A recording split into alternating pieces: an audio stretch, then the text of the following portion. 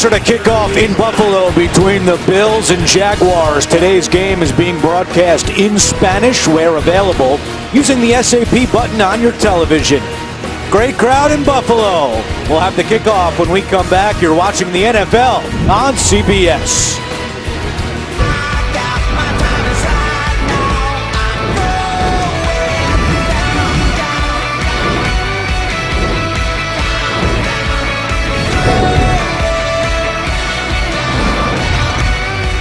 Gus Bradley in his fourth season as the Jaguars head coach, a 14-44 record, although he did beat the Bills last year in London. And on the other sideline, it's Rex Ryan in his second year, a 13-13 record. Rex, always good with a one-liner, said that green bean casserole was his go-to dish on Thanksgiving dinner Thursday. Said it's very underrated. That's Rex just being Rex. How about the weather today? It was expected to be calm in terms of the wind, but winds 10 to 15 miles per hour. We've had some gusts up to 17 miles per hour, so that's something to keep an eye on here at New Era Field. Buffalo won the toss, and they have deferred, so Jacksonville will get the ball to start. And the newest member of the Bills, Jordan Gay, he's a familiar face. He's been the kickoff specialist over parts of the last two seasons. Buffalo signed him yesterday, and he will kick it away to Marquise Lee, who's back deep for the Jaguars. It's an interesting dynamic with Jordan Gay. Kind of hangs around Buffalo when the Bills have a roster spot due to injury or otherwise it opens up and they can use him. They'll bring him in and sign him for the day and probably release him tomorrow.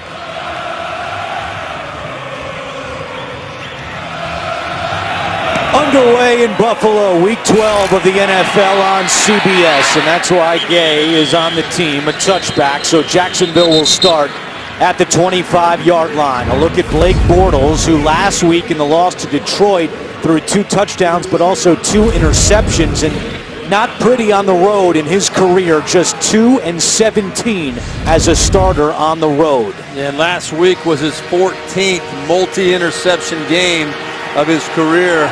Something Jaguars fans have seen far too much of. It's time for this young man to step up and get more consistent in protecting the football. He's thrown a pick 6 in consecutive weeks. Chris Ivory, a running back, on 1st and 10, and Ivory gets the call, hit by Kyle Williams, but bounces off Williams, and Ivory picks up 9 yards on the play. Good job after that initial contact by Chris Ivory. A look at the Jacksonville starting offensive line. Chris Reed in just his 8th NFL game, starting for the injured Patrick Omameh, who went on injured reserve. And tight end issues for Jacksonville today. Julius Thomas is out. Mercedes Lewis went to injured reserve. So Alex Ellis, in his first NFL game, gets his first NFL start. They give Ivory 10 yards on first down. So it's 1st and 10 for Jacksonville from the 35. Bortles looking to throw. Good protection, taking a deep shot down the field, incomplete, intended for Allen Hurns. A look at the Buffalo defense. Marcel Darius, Rex Ryan said he dominated last week in the win over Cincinnati. At linebacker, Zach Brown, 3rd in the NFL in tackles this year with 101 on the season. And James Ahedebo gets the start at safety. Robert Blanton now out for the year with a foot injury. Ahedebo in just his 2nd game with Buffalo. He's signed on November 15th.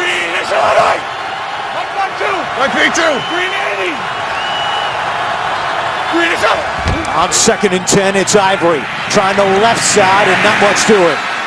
And the ball came out late.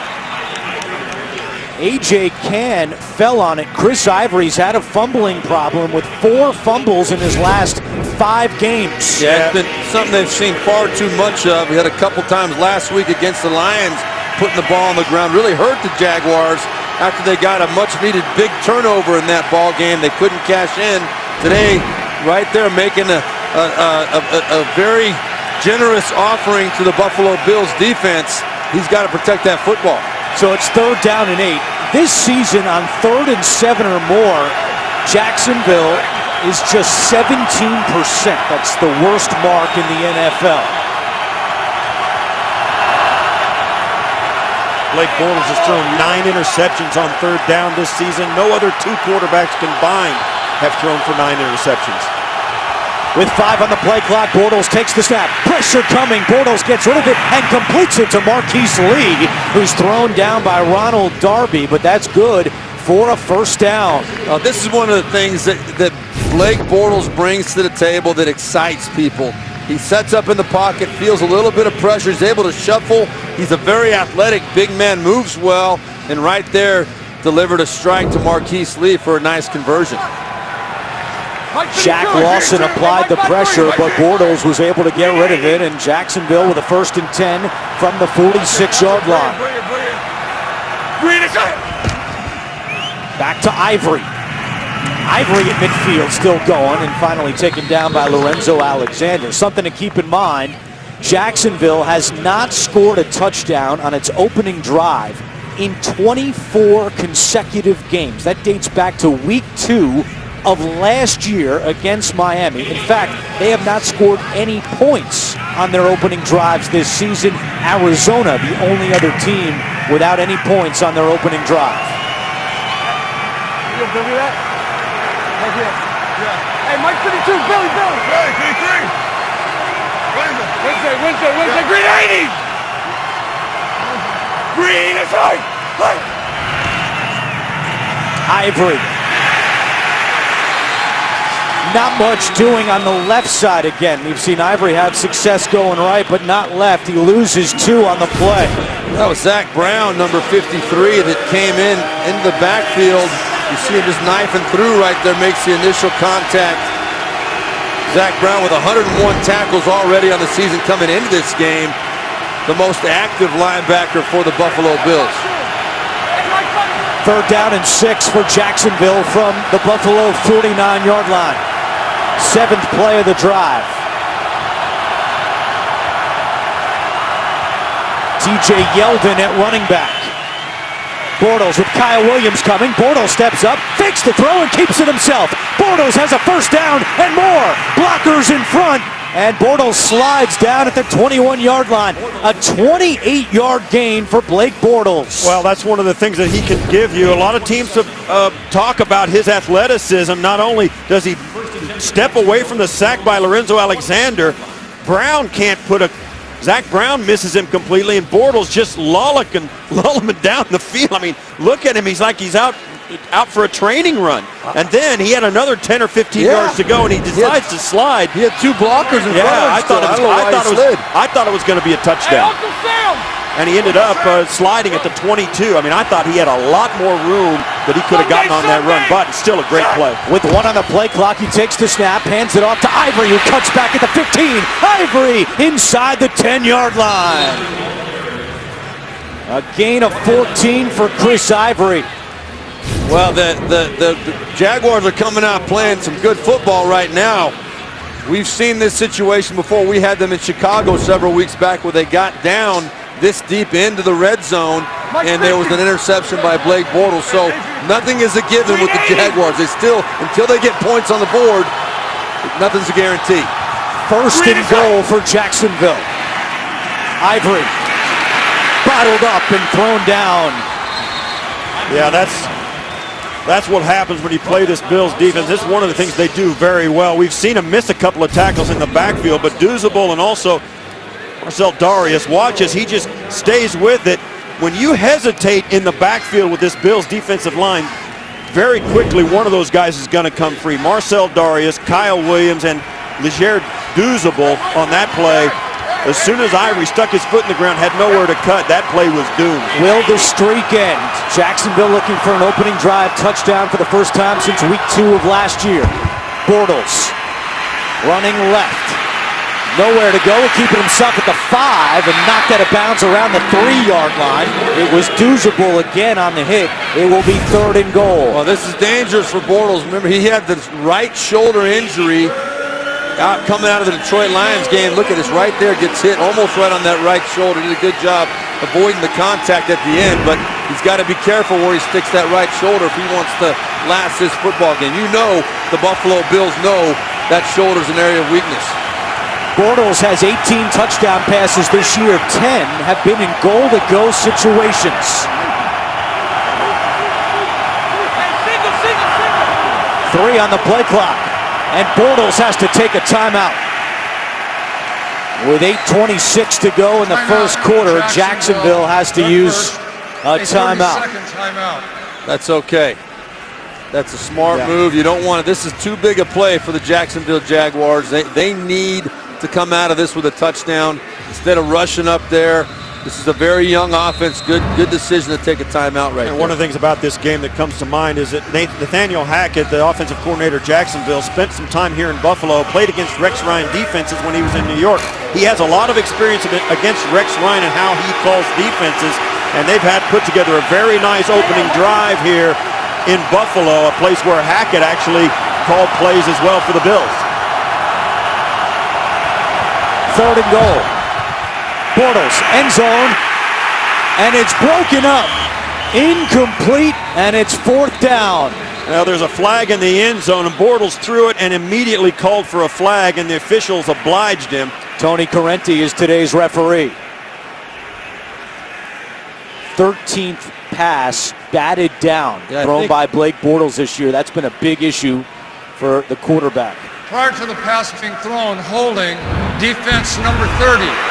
This penalty is assessed half minutes to the goal, an automatic first down. Yeah, Allen Robinson was going against number 30, Corey White. You're going to see right here what happened. Robinson is right here on the line of scrimmage. He goes up into the end zone. You'll see he makes that little double move, and right there Corey White grabs him and almost turns him around. That was where Blake Bortles was going with that football. Yeah, and that's an easy call. It was White out, it was a desperation move by White, probably a pretty good one, except for the ball was batted down. He didn't know that, but that was a touchdown if the ball gets through the traffic. So 1st and goal following the penalty. Ivory at running back, takes the handoff, running right. Ivory to the end zone, and he is in. Touchdown, Jacksonville. And that is their first opening drive touchdown since week 2 of last year against Miami. That is absolutely huge for this Jacksonville Jaguars team. Almost everything they accomplish for the first time is significant for them, no doubt about it. I mean, to get that monkey off the back, to be able to stop answering those questions, when are you going to do it? They did it right there. They can move on. Well, they did it on the road in a stadium that's tough to play in against a really good defense. So that's a nice drive. Jason Myers for the extra point off the upright and in. Saw 12 missed extra points last week. Myers just sneaks that one in. Ivory the touchdown, capping off an 11-play, 75-yard drive. Jacksonville got 64 rushing yards on that drive, capped off by the Chris Ivory touchdown run. That's just the 4th rushing touchdown of the season for the Jaguars, and as we mentioned, going back to 25 games ago, first time they've had an opening drive touchdown. You know, the Bills defense has really played well in the second half this year. We met with Kyle Williams yesterday, and he said, we've got to get off to a faster start defensively. That's something they've been focusing on. Did not get the job done on the opening drive. Bills football when we return to New Era Field. The NFL on CBS is sponsored by Southwest. Yes to low fares with nothing to hide. That's transparency. K Jewelers. For 100 years, every kiss begins with K. And by Honda. Hurry in for great deals during Happy Honda Days. No hotel room necessary for Steve Tasker this weekend for our NFL on CBS game. The 7-time Pro Bowler and a member of the Bills Wall of Fame here in Buffalo for Jacksonville against the Bills. First offensive possession for Buffalo. They trail 7-0, and LaShawn McCoy starting at running back and gets the handoff on first down. McCoy reversing field, and Jalen Ramsey throws him down. The rookie was not fooled by LaShawn McCoy, and a loss of 3 on the play. Well, this is a sweet move by LaShawn McCoy right there. I think a lot of us thought he was going to get to the outside, but Jalen Ramsey kept his discipline, made a great tackle for lots of 4 yards on the first play. That's why Jalen Ramsey is going to be very good for a long time. He's just so smart, and he's also disciplined at a young age. The guy's really going to be a great player. Sammy Watkins at the bottom of your screen. Tyrod Taylor looking to throw, completes it to the tight end Charles Clay. He has the 30, and then tackled by Telvin Smith.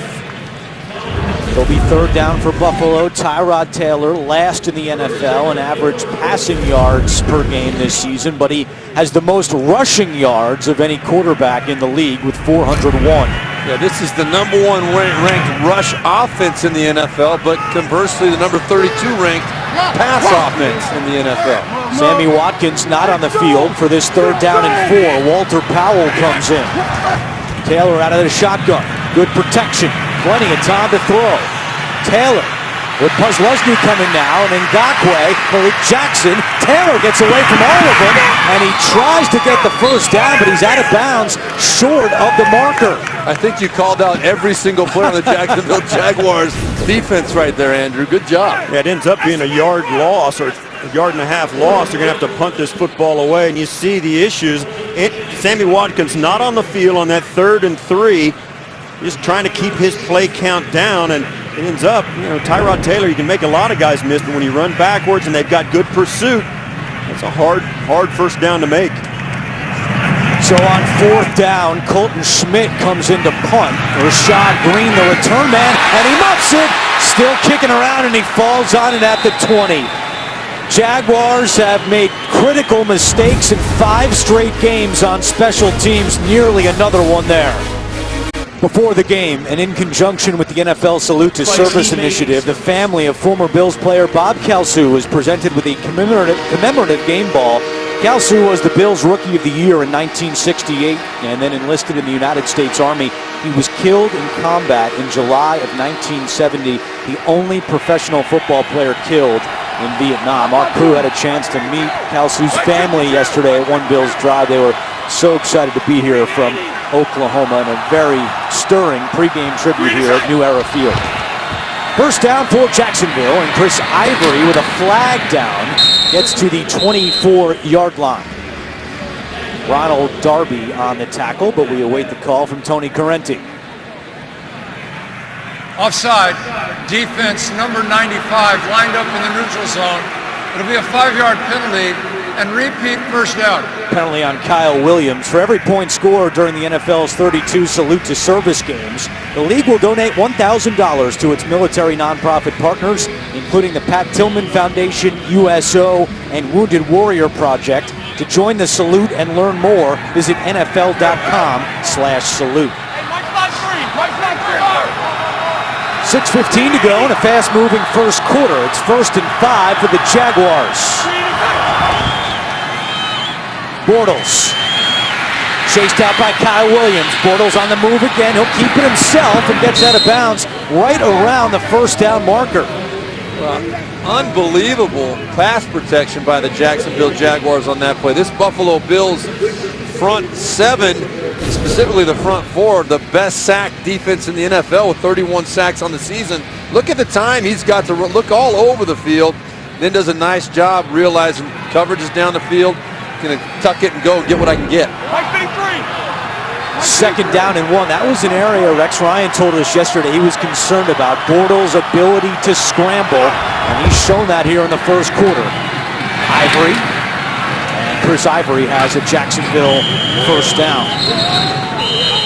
Rex Ryan, no stranger to Chris Ivory, played for Rex in New York with the Jets, and Rex Ryan very complimentary of Ivory this week, calling him a man-child and a junkyard dog. And he said that was one of the best moves the Jets made when he was in New York, was trading for Chris Ivory. They called him a mean dude, and you can tell when he gets the ball in his hands, he makes guys miss in the backfield here on these first couple of drives, and also finishes runs really well, and that's always the mark of a tough back. When they finish that run physically, that's guys get tired of tackling them.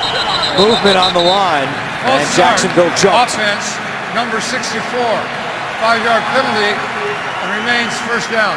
That's on Chris Reed, who's the third different starter at left guard this year for Jacksonville. Luke Jokel going out, Patrick Omame injured last week in Detroit and going on IR, and now Chris Reed with his second NFL start. He also started the game against Baltimore back in week 3.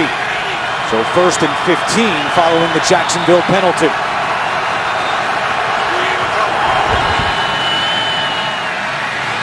Bortles over the middle to Ivory. He's got the 35, chased by Zach Brown and tackled at the 40. We go back to New York, an NFL Today update with JB. 3 years in the making. Hey, better late than never, JB. Matt Barkley's going to drop back and find Daniel Brown for the 7-yard touchdown pass, his first. Chicago leads 7-0. Back to Andrew Catalan. JB, thank you. There's an injured Bill down on the field, and it's Ronald Darby, the second-year man out of Florida State. So the Bills training staff attending to the Buffalo cornerback. We're back to New Era Field in a moment. The NFL on CBS is sponsored by Bud Light. Make the right call. Drink responsibly. And by Buffalo Wild Wings. Wings, beer, sports. Ronald Darby walked to the Buffalo locker room, so we'll try to get an update on Darby, who's already made 4 tackles here in the first quarter. Corey White comes in to replace him at cornerback for 2nd down and 4. TJ Yeldon next to Bortles out of the shotgun. Bortles fires, and it's broken up. It was intended for Allen Hurns, and Kevon Seymour, the rookie out of USC, got a hand on that one. Let's go back to the Darby injury and take a look at what happened here. Well, Steve Tasker just mentioned the violent running style of Chris Ivory right there. That was Darby that caught a knee right to the head. And that's scary, being on the receiving end of a power back like that who does not shy away from contact by any means. 3rd down and 4. Jacksonville 2 for 2 on 3rd down so far today.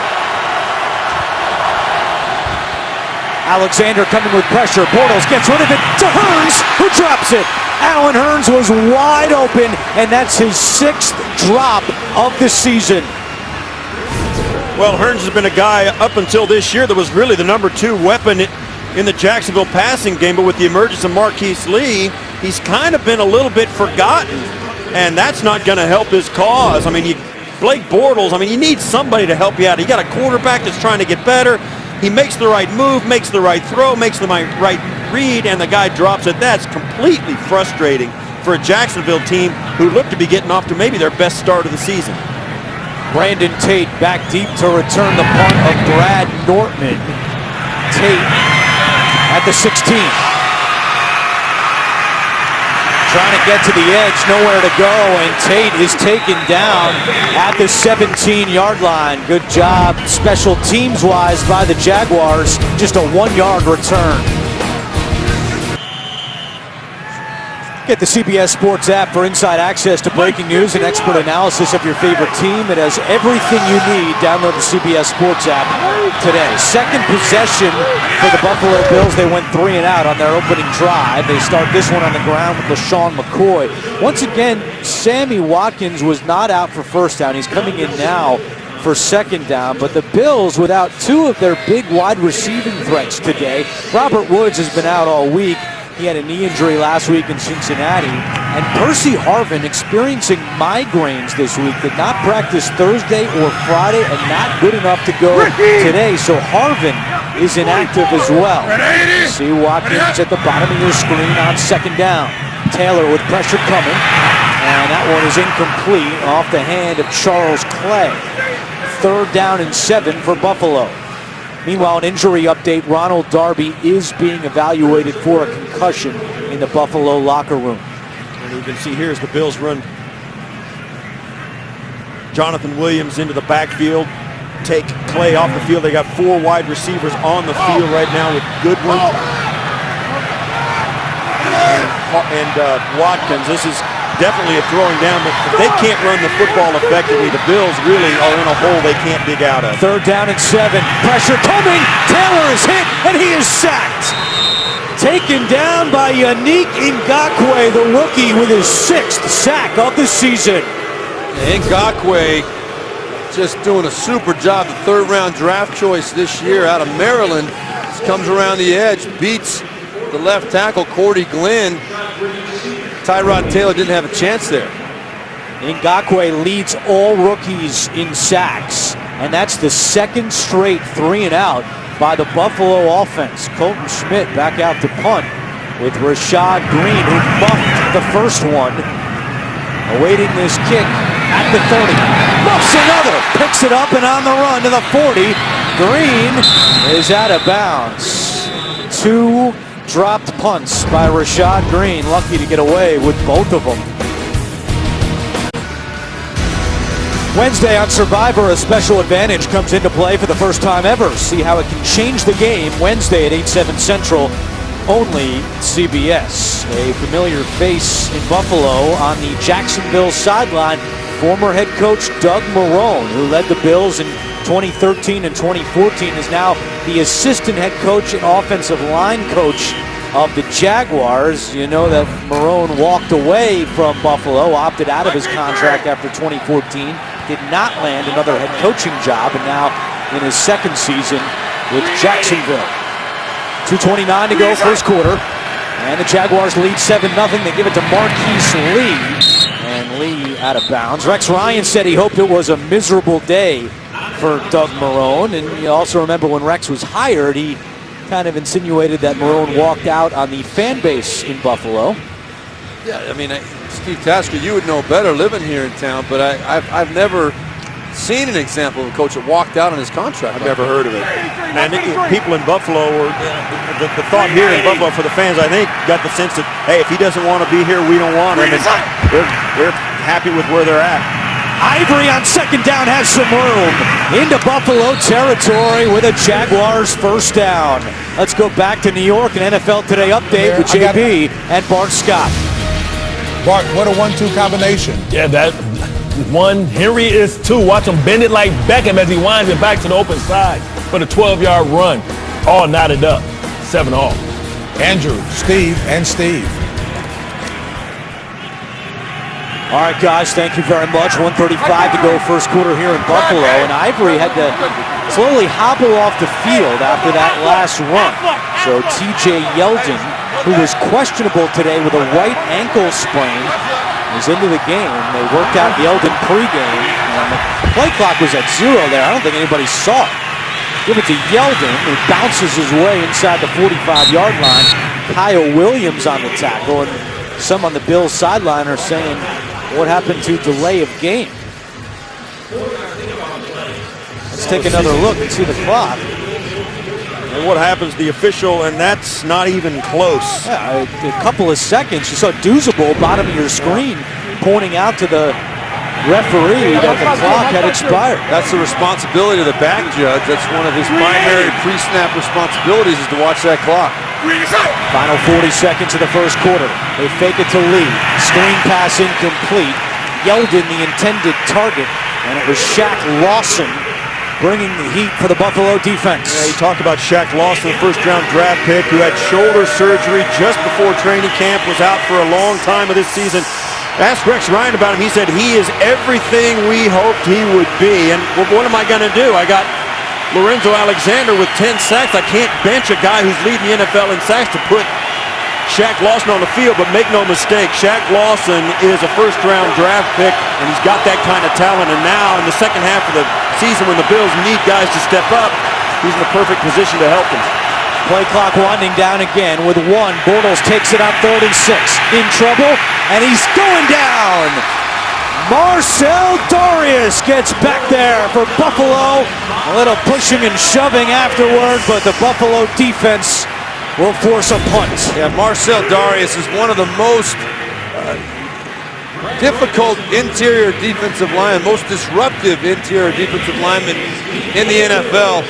Very, very stout against the run, but he's also got the ability to push the pocket and be athletic as far as moving side to side, making plays like he did right there. Yeah, he's a walking double team. That is the end. 32nd sack First this quarter season by possible block. Buffalo. That leads the NFL. That's the end of the first quarter with Jacksonville leading Buffalo 7-0.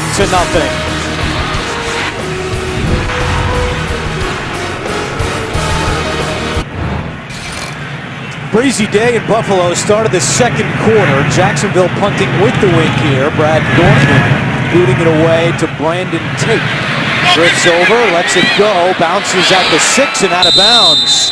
Good punt by Brad Dortmund. Buffalo will be back up to start their third drive. Wednesday night, some Bills players helped serve Thanksgiving dinner at the Matt Urban Hope Center. The center helps individuals who are homeless as well as those at risk of becoming homeless. The team served food to about 40 to 50 people, signed autographs for kids, and gave away gift bags. Jacksonville has a minus 78 point differential in the first half this season. That's the worst in the NFL. Yet they lead it 7-0, and Buffalo's only run 6 plays for 5 yards so far in the first half.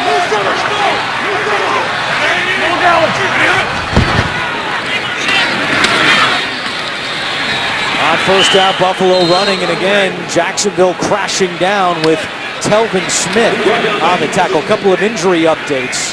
Rashad Green, Achilles, and Chris Ivory with an ankle, both questionable to return.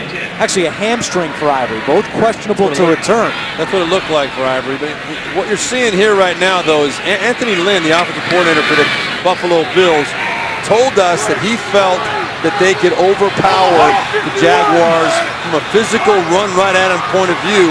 So far right now, Jacksonville's winning that battle. Buffalo's got to try and figure something else out. No Sammy Watkins on 2nd and 10. Taylor over the middle to McCoy, makes the catch, slips a tackle, and then Puz Lusney, the former Buffalo Bill, is able to bring down McCoy at the 14-yard line. One of the things about this Jacksonville defense, there's Puz Lusney, there's Telvin Smith. All 3 linebackers from Smith down to Puz Lusney, they can really, really run. And I think one of the things you think of as an offense, well, they're running, they're a little undersized because of their speed, and Buffalo thinks they can bowl them over. But when you throw the football, there's no space. Those guys cover so much ground. I think that catches a lot of offenses off guard. Even though they know they're fast, when you play against it, things change, and I think Buffalo's finding that out. Buffalo trying to avoid a third straight 3 and out. Taylor steps up, and he's got the first down.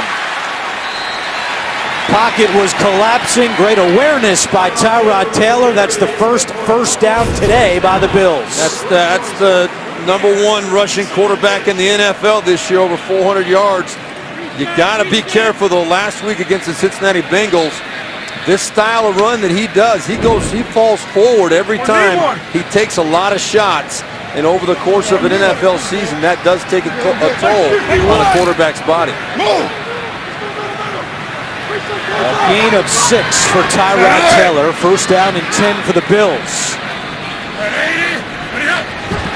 They pitch it to LaShawn McCoy, his 4th carry today, and still nowhere to go.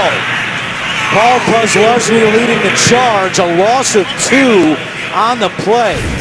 It just seems like the Jacksonville Jaguars know exactly where the ball is going before the ball's even snapped. You see everybody moving this way, flying up.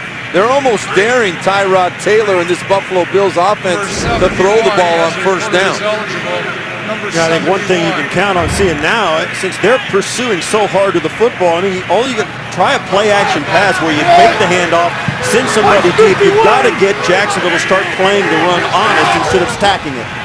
Play action as Steve Tasker called for all day for Tyrod Taylor. Fires, and it's incomplete, and a flag comes in. Everywhere. Charles Clay, the intended target to Sean Gibson, made the contact for Jacksonville. Yeah, Deshaun Gibson was in great position to make this play, but way early getting there. He's got to have better control of himself. No reason to get there that early and break up that pass. Defense number 39.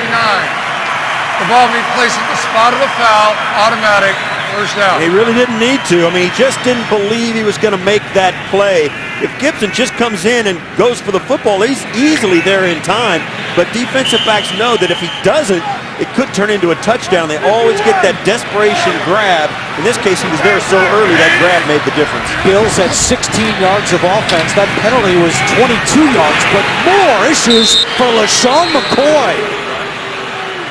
Tyson Alu, the first to get in the backfield. Remember, this is a Buffalo rushing offense that leads the NFL with 157 yards rushing. Look at McCoy's number, -3 yards on 5 carries. Yeah, and this Jacksonville defense, 23rd against the run, giving up about 113 yards a game coming into it. But the mentality of this Gus Bradley-led defense, Todd Wash, defense coordinator, they are going to bring it as a run-stopping defense on first down until Buffalo does something different. Taylor in trouble and he goes down.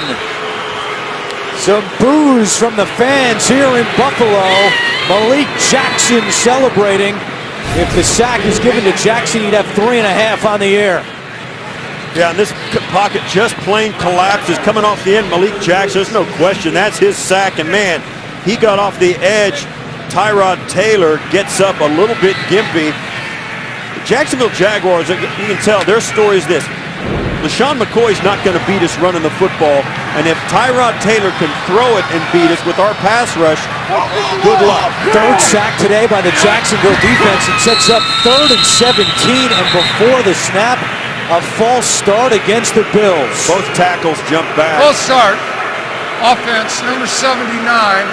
5-yard penalty will remain. 3rd down. Jordan Mills called for the false start. And this Buffalo crowd is not happy. I mean, the Bills have not played a home game in nearly a month. They're 5-5. They're 2 games out of the final wild card spot in the AFC.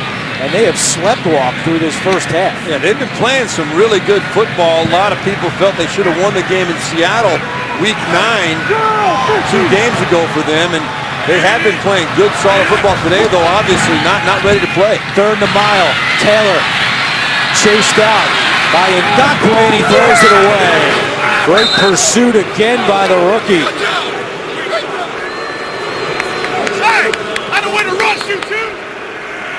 Yeah, there's no question. There's just nobody to throw it to. Tyrod Taylor's been criticized for not throwing enough footballs over the middle. In this case, once again, Ngakwe goes right off, chases him out of bounds after Malik Jackson chases him out of the pocket. This pass rush of Jacksonville is really getting after this offensive line of Buffalo. Rashad Green, we mentioned an Achilles injury, so Walters is back deep, and he calls for a fair catch up at the 43-yard line. It was Schmidt punting against the wind, just 29 yards. Week 12 continues later today on CBS, and for some of you on Fox, and then tonight with Sunday Night Football on NBC, and tune in tomorrow for Monday Night Football on ESPN. Second straight time that Jacksonville has started to drive at least the 40-yard line or better. First down and 10. Bortles, the screen to Yeldon, trying to get away from Preston Brown and wrestled down at the 45-yard line. Still no Chris Ivory for Jacksonville. We mentioned he's questionable to return with a hamstring injury. Yeah, it was a real nice run. It finished off about a 12 or 13-yard gain. You can see in pain right down, look, grabbing that hamstring. That's not a good sign.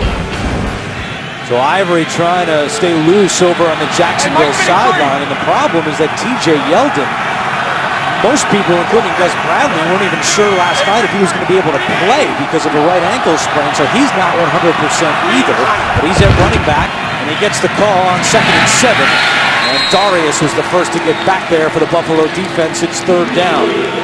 Speaking of the Buffalo defense, still no Ronald Darby. We mentioned he's being evaluated for a concussion. It's been Corey White taking his place at corner. Now, these are the downs that this Buffalo Bills defense is built for. They get after the passer, force a bad throw, and get a turnover. Haven't had much to do in this game because Jacksonville's been so effective on 1st and 2nd down, but now with a 3rd and 6, maybe they can turn their pass rushers loose and get some pressure.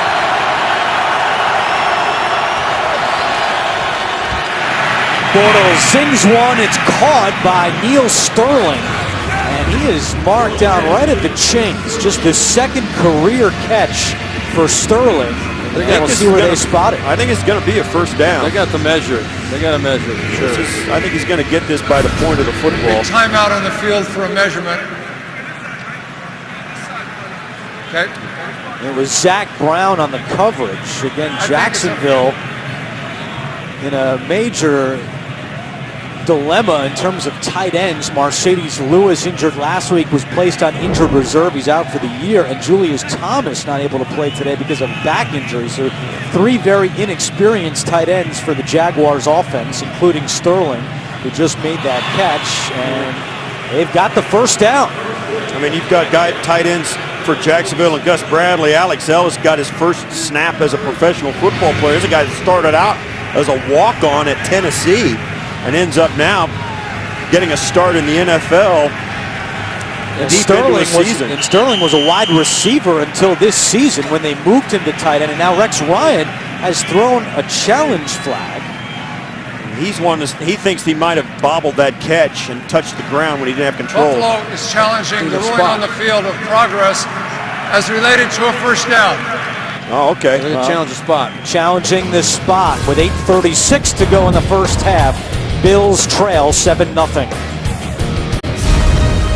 The NFL on CBS is sponsored by Haynes with Fresh IQ Advanced Odor Protection Technology. Geico. 15 minutes could save you 15% or more on car insurance. And by Garmin Fitness. Let's beat yesterday. After review, the ruling on the field will stand. The progress spot beyond the first down. Buffalo will be charged with their first timeout. That's a tough challenge for Rex Ryan to win. You got to have the perfect angle and respot the football. Doesn't have control. There he's got control. So he had to and the knee's down there. He had to get 47. He had to get to the 47, which is right there. You can't measure that. You can't tell from that angle. That's the best angle we've got. I think it's a poor challenge, one that's not significant enough to risk a challenge on. Ryan now 3 for 6 on challenges this season. First and 10, Bortles, and he just throws this one away with Shaq Lawson There is no foul coming. intentional Let's go back to grounding. New York and The NFL quarterback Today is update outside with JB and Bart Scott. Andrew, can't be more wide open than this. Phillip Rivers going to drop back and find Dontrell Emmett for the 52-yard touchdown uncontested to tie the game up 7-all. Back to Andrew Catalan. Yeah, I'd say he was open, JB, in that wild AFC West. Meanwhile, injury update, not a good one for Buffalo. Ronald Darby is out for the rest of the game with a concussion. It's TJ Yeldon on the carry. Takes it to the 42-yard line. It'll be third down for Jacksonville. So the Bills secondary will be without one of their starters the rest of the way in Darby. And going back to that challenge, I think, when you really look at it, unless you're really sure that it's the right challenge, you don't even think about it. And even if you're pretty sure, I don't think it's worth it at this point in the game for something like that to risk one of those challenges.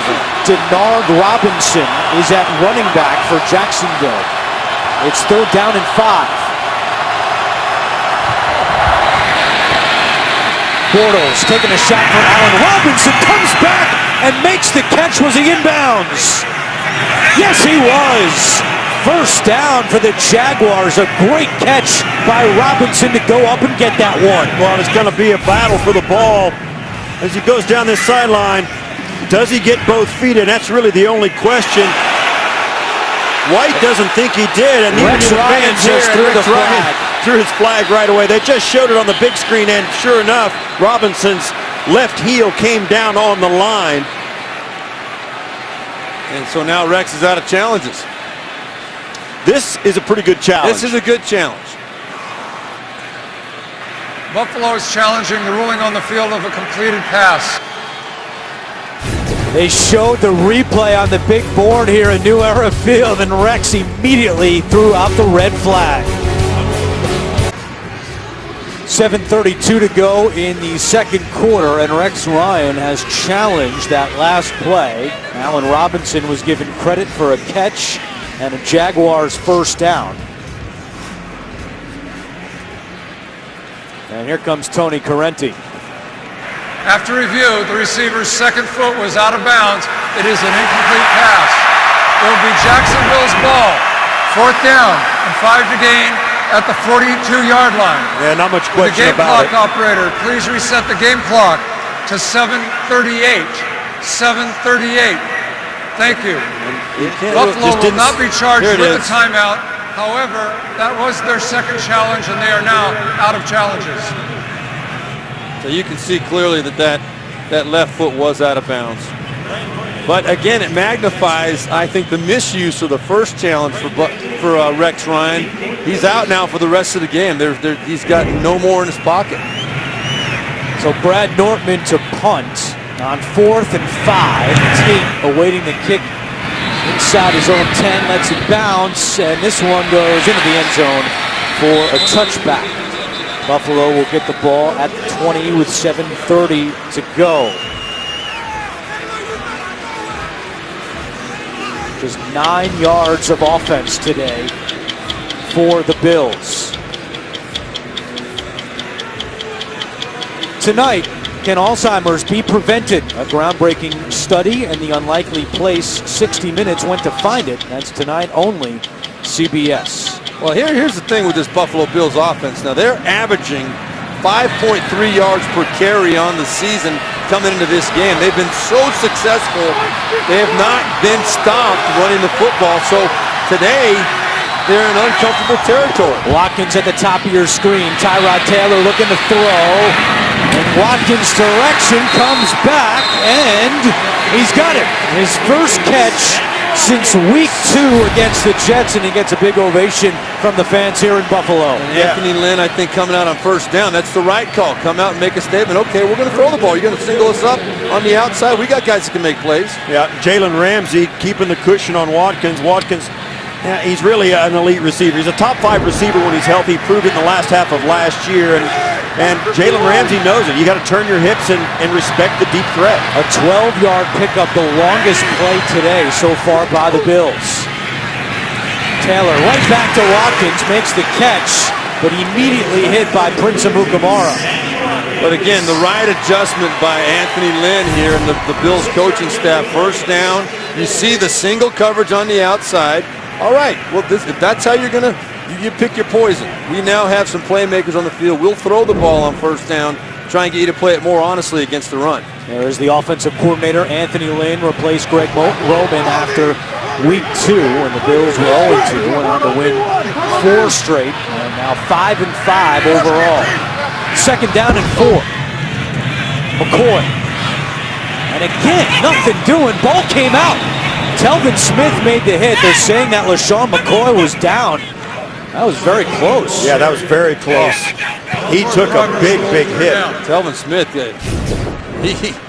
Smith got there in a hurry. Well, they're saying forward progress was stopped, so you cannot challenge that if you're Gus Bradley. And that's he's got he's going to throw it anyway, but he's going to get waved off. He threw the challenge flag, and now we'll see. They're going to have to explain to him that it was forward progress if you can't challenge that as a head coach, and he's going to be unhappy about that because that ball might have been out. And I think that's I don't think forward progress was stopped. That happened too quickly. I don't think that was the right call by the officials, by Tony Correnti. And Correnti now explaining to Gus Bradley that because of the forward progress call on the field, that is not a challengeable play. You can see his reaction to that. He says, "Come on, that ball was out." I think he's right. I don't know how you call it forward progress. As a point of rule, this play is a non-reviewable play due to the fact that forward progress was ruled. Jacksonville will not be charged with a timeout because of the point of rule. Therefore, the ruling on the field stands. It is third down. And McCoy took the big hit, and it took him, his momentum went backwards right there, and that's where they called the play dead, and that ball's out. I mean, there's no question about it. That's a fumble in Jacksonville. Because of the way the play was called, really hits the short end of the stick, and the Bills get an enormous break. Yeah, forward progress usually is an issue when a runner and a defender are fighting for that extra yard, and there's no progress being made. Play clock operator, please reset the play clock to 10 seconds. 10 seconds, thank you. Gus Bradley's got a lot of reason to be upset about that. That was definitely bad luck against the Jacksonville Jaguars. I think the officials kind of gave up on the play. They knew he was down, didn't realize that ball was loose in there, and that's definitely an enormous break for the Buffalo Bills. Bills have as many positive plays today as they do negative plays, and it's 3rd and 5. Tyrod Taylor completes this one to Marquise Goodwin, and that's good for a Buffalo first down. First catch today by Goodwin. You get the idea, and this is one of the things that has been a part of this Bills offense. They have, and that ball, even if the ball touches the ground, he has control of it, and that's a good catch. They are forced to throw passes mostly outside the numbers because Tyrod Taylor struggles to see over the rush, and got to do it. McCoy trying to get going, and he's able to get some positive yards. A late flag comes in. Alu made the tackle. Might be a hold on Buffalo. Telvin Smith believes that it is.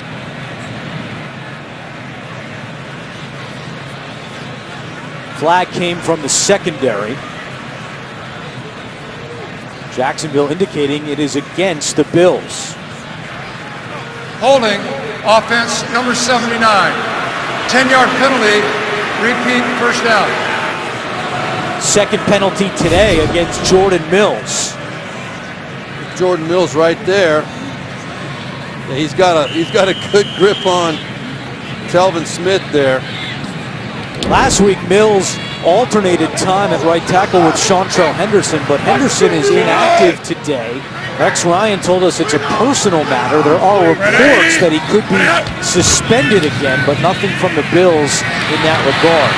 Tyrod Taylor now on 1st and 20, chased by Miles Jack and tripped up from behind. Alu again very active today for the Jacksonville defense, was able to get Taylor from behind. Now this is one of the problems Buffalo's going to see in this Jacksonville defense. We keep talking about the speed. Tyrod Taylor can outrun most linebackers and defensive linemen in the NFL. He can't outrun Telvin Smith and Miles Jack.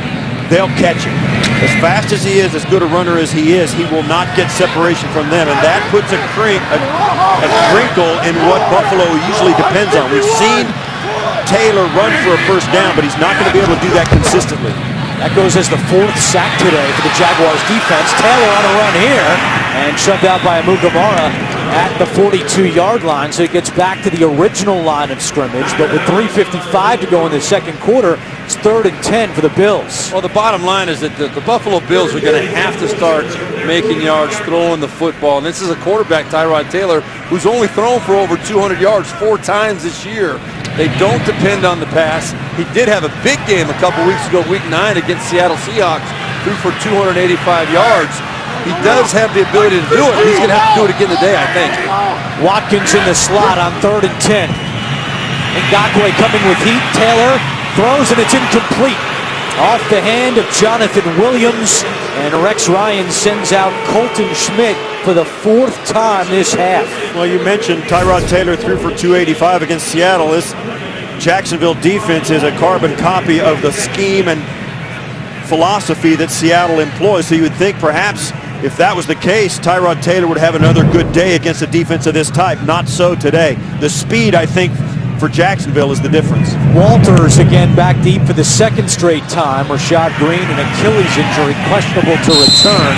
And Schmidt's punt goes out of bounds right around the 20-yard line. 3:14 to go, first half. Jags lead 7-zip. The NFL on CBS is sponsored by Pizza Hut. No one out-pizzas the Hut. And by PayPal. A better way to pay is here. PayPal is new money.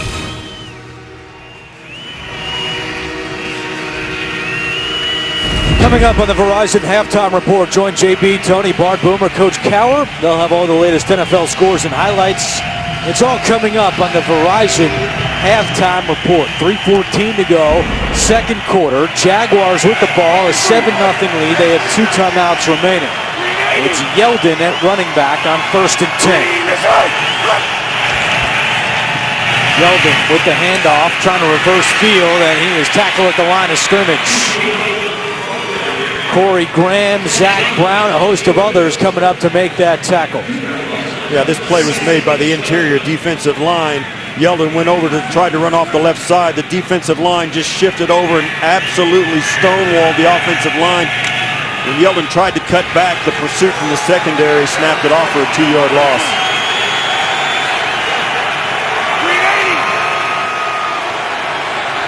Second down at 12. Bortles is hit and sacked. Marcel Darius crunches Blake Bortles, and it's 3rd and long. He's laid off the ball as Darius almost has a delayed rush. Watch him. He's going to kind of wait. Laid off, well, gives one good solid move, and man, that's just a whiff by Linder. Well, that's a lot to ask out of any center to block Marcel Darius one-on-one. The looks that Rex Ryan comes up with, and Rob Ryan, his brother and defensive coordinator Dennis Thurman, to try and get that one-on-one matchup. Can't happen against Marcel Darius. Second sack today for Darius. It's the 2-minute warning. Jaguars need to be careful here on 3rd and 18. Blake Bortles has thrown 9 of his 13 interceptions on 3rd downs this year. And they are going to play it safe, handing it off to Denard Robinson. And Robinson pushes the pile across the 20.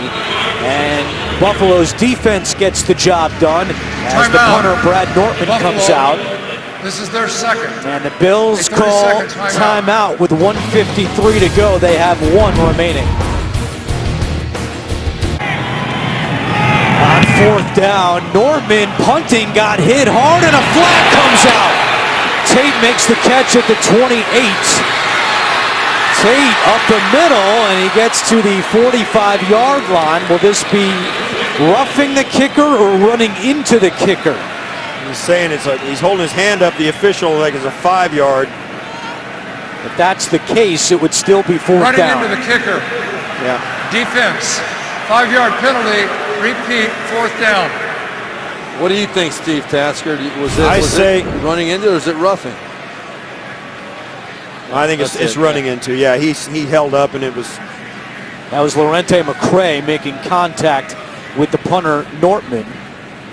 Yeah, and it's a good call, and I think it's a good call by the Bills to make them punt the football again, even though it's 5 yards closer to the thing, because, you know, as a guy who did that for a long time, the second punt or the second kick you have to cover after a penalty is always the most dangerous because the coverage team is gassed, and they've got to run another 60-yard sprint to try and catch one of the best athletes on the field with the football in his hand and 10 guys blocking for him. It's a recipe for disaster for a punt team because you've got a tired, winded bunch of guys trying to cover a team. Well, it's trying to cover a kick. It's the Jaguars' call to punt it again, not the Bills. No, I think it's a huge mistake.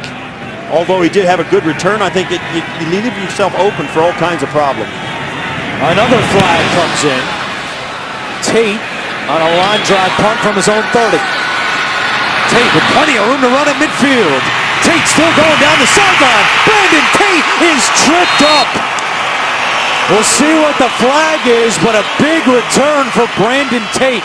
I'm telling you, it's just too hard to do it 2 times in a row. We'll see what the penalty is. If somebody lined up in the neutral zone or what happens. Illegal formation, kicking team number 44. This 5-yard penalty will be added to the end of the play and a first down. And the other thing, too, was a low punt. Yeah. I mean, a very, very low punt by Brad Nortman. That gave Tate a lot of room to catch that football.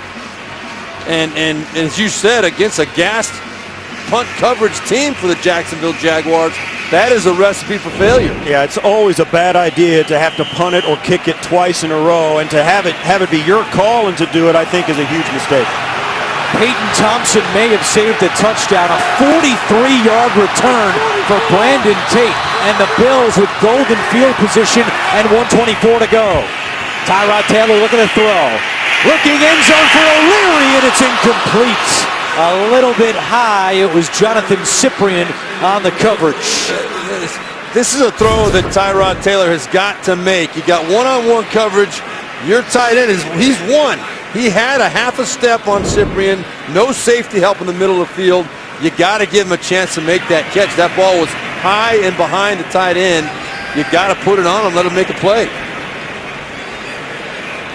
O'Leary, an old school guy. No gloves, no pads, no wristbands.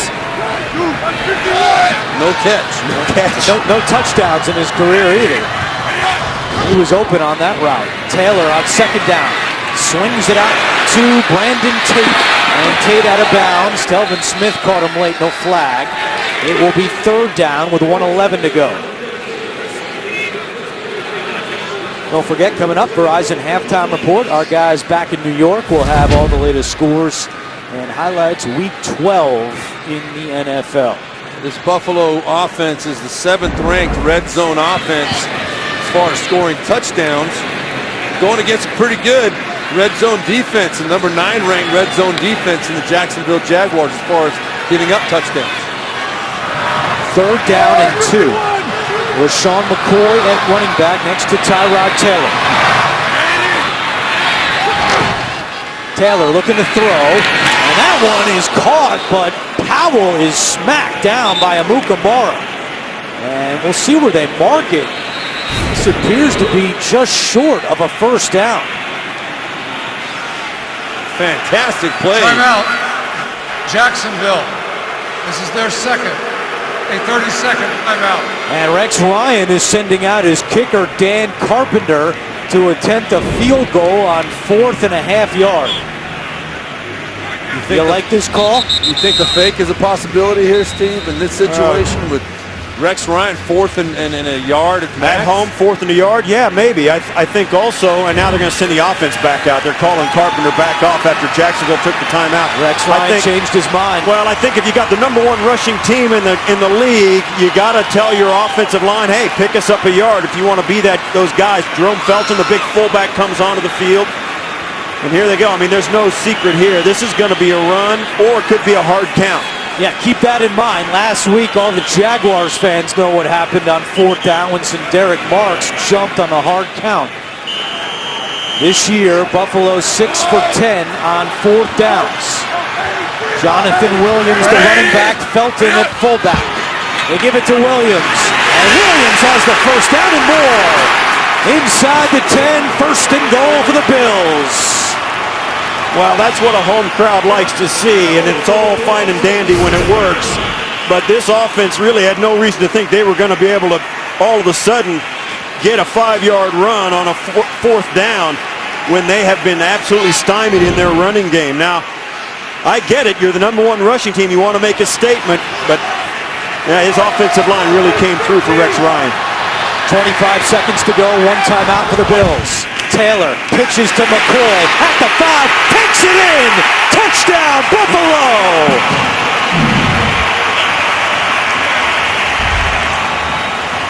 Rex Ryan's 4th down gamble pays off, and the Bills are on the board. Well, this is just a straight option play. That great execution by Tyrod Taylor. You see Alu, number 93, is the defensive end, the man that Tyrod Taylor's option, and he comes up the field right at Tyrod Taylor. He makes a nice control pitch to McCoy. Great blocking on the edge outside. Easy touchdown for LaShawn McCoy. 8th rushing touchdown this season for McCoy. He also has a receiving touchdown. And now here's Carpenter for the extra point. And that kick is no good. Carpenter, the AFC Special Teams Player of the Week. He was 3 for 3 on field goals in Cincinnati and 1 for 1 on extra points. But as we saw last week, with 12 missed extra points, it's not that easy anymore, and Carpenter misses. I've got a theory on this. Last week was amazing, the number of PATs that were missed, and it's starting to happen weekly now. I really think these kickers are getting a mental block about this. If they go out there to kick a field goal from that same spot, I think they're looking at it totally different than an extra point. They go out there for these extra points now, and there's been so much attention paid to it, they start pressing a little bit. What do you think? I mean, I think Tasker... I think it's mid-November. But it's happening everywhere. Yeah, it's happening everywhere. And you're right. Some of that is absolutely the kickers now. They're thinking about it.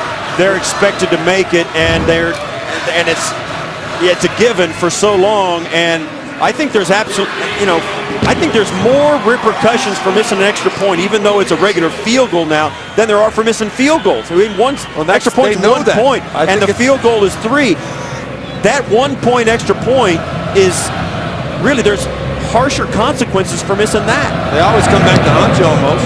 Most missed extra points in a week. Last week, since 1970, you heard Jay Feely break it down on the NFL Today earlier on CBS. 16 seconds to go, second quarter. Let's go back to that last drive, and it was the 4th down and 1 call by Rex Ryan that Jonathan Williams was able to pick up. It led to the touchdown run by LaShawn McCoy. Yeah, Anthony Lynn told us yesterday, we asked him about Jonathan Williams. He said, hey, he's a chain mover. Well, it's 4th and short. Give it to him, and he certainly did move the chains to set up the McCoy touchdown. Jacksonville will not mess around. 16 seconds to go. They take a knee, and that will bring the first half to an end. Jacksonville with an opening drive touchdown, but the Bills late in the second quarter get on the board thanks to LaShawn McCoy, but because of the Carpenter missed extra point, it's 7-6 Jacksonville at the half. I think the Bills were surprised, but we'll see their second half team. We'll see if it continues. That is the end of the first half with Jacksonville leading 7-6. We'll be back with the Verizon halftime report after this message and a word from your local station. You are watching the NFL on CBS. 'Cause I'm ready to go.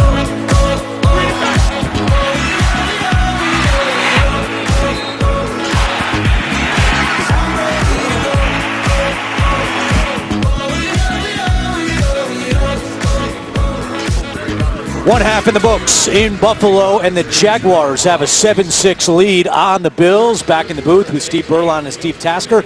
I'm Andrew Catalon. Happy Thanksgiving Day weekend. And what a performance so far by this Jacksonville defense. They've limited Buffalo to just 63 yards of offense in the first half. Yeah, really impressive. I mean, they played very well against Detroit last week, holding the Lions to 14 yards rushing, and they've come out today making a similar statement. LaShawn McCoy has been met shortly after getting the football almost every single time today. This Jaguars defense daring Tyrod Taylor to throw the football on first and second down. That's the only way the Bills are going to get it going, I think, in the second half. Here's a look at the first half fresh start presented by Febreze. Blake Bortles had a 27-yard run, and then an opening drive touchdown for the Jags. Chris Ivory taking it in the end zone. Although Ivory has not returned since suffering a hamstring injury, and still no update on if he will return. It's listed as questionable.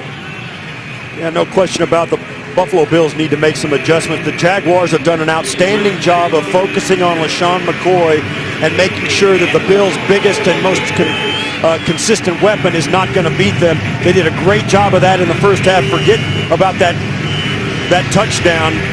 On the whole, Jacksonville has really shut this offense down and taken away what they do best. Myers kicking with the wind to touch back through the end zone, so Buffalo will start at the 25-yard line. Let's take a look at the first half numbers, and Buffalo, which leads the NFL in rushing yards per game at 157 per day, only has 25 yards rushing in the first half. Yeah, and that was an ugly 25 yards too. It was, and what was it? The touchdown run by McCoy was for about 8 yards on the last run of the first half, the option. But neither offense really playing well. Only 120 total yards in the first half for the Jaguars. First time since week 4 in London, the Jaguars have had a halftime lead. McCoy on first down, has to move. LaShawn McCoy off to the races, chased by Cyprien. McCoy will go the distance, 75 yards. Well, there we have it. There was an adjustment by the Bills at halftime, and they saw something and came right out on first down. First play of the second half, LaShawn McCoy takes the Bills from 25 yards rushing to 100. He comes in, he's going to make a jump cut right there, and then both tacklers blew it. Jalen Ramsey And Tashawn Gibson both walked right by the tackle. They filled the same gap. Yeah. One of them needed to step inside. You see them both right there, holding the outside leverage. One of them needed to have the inside leverage. That's the problem on defense. One mistake means a touchdown. Assignments are so key. Carpenter for the extra point. This time it's good. 75-yard run by McCoy. That is the longest of his 8-year career. And the last 2 Bills offensive plays have been touchdown runs by LaShawn McCoy. So you're going to see Gibson is the safety, number 39, right here coming up. He should be coming up inside. You've already got outside leverage out here, which is going to force the play back inside. Gibson's got to be filling up that hole on the inside. They both keep outside leverage, and that lets McCoy slip inside, go for the big run. Yeah, McCoy made one move and faked out both defensive backs, and it ended up in a foot race to the end zone. Well, that's why he's special, too. I mean, you got to give a little credit there. We talk about, oh, he just got to be filling up that inside gap there. Get there, do it. Well, he thought McCoy was going to pop it outside, I think, but you still have to be disciplined. You got to trust your teammate's going to hold his leverage and make that play. Well, for Jacksonville, they got to know they had a very good first half. It didn't all go away just because of one touchdown. They're still in this football game. They've got the weapons. They had a lot of great plays and a lot of consistent play against this Bills defense. They've got to step up and get back in this football game. This Bills crowd has come to life as Gay pops this one up to the 22. Interesting decision. And it's Grant on the return, and Grant still going up to the 35-yard line. So that play did not pay off special teams-wise for the Bills. You know, we've been talking in the booth all day, and I've chased a lot of kicks in this building. That corner where Jordan Gay just kicked that ball off into is turnover central. When you kick the ball up in the air and try and drive it deep into that end zone on a day like today, the predominant wind current stops that ball in midair, and you saw an example of that right there. 380. So 1st and 10 for the Jaguars, and it's Denard Robinson starting the second half at running back for Jacksonville. We mentioned this at the half. Chris Ivory has not returned since suffering a hamstring injury, and TJ Yeldon was questionable to play. Did get some carries in that first half, but with a right ankle sprain, we'll see how much of Yeldon we get in the second half. Until then, it's the 3rd string running back, Denard Robinson. And he's only had, coming into today, he only had 7 runs all year, and 3 of those runs were last week in Detroit when Yeldon got hurt. We picked up 2 on first down. It's 2nd and 8. Bortles to the air, floats one, and it's caught by Ben Koyak. The first-year tight end out of Notre Dame brings that one in for a 17-yard pickup. Yep, Notre Dame, tight end university right there, right? I'm getting a blank look from Andrew. Of course, me, I'm Notre Dame alum. Koyak right there making a nice grab on a good throw from Blake Bortles.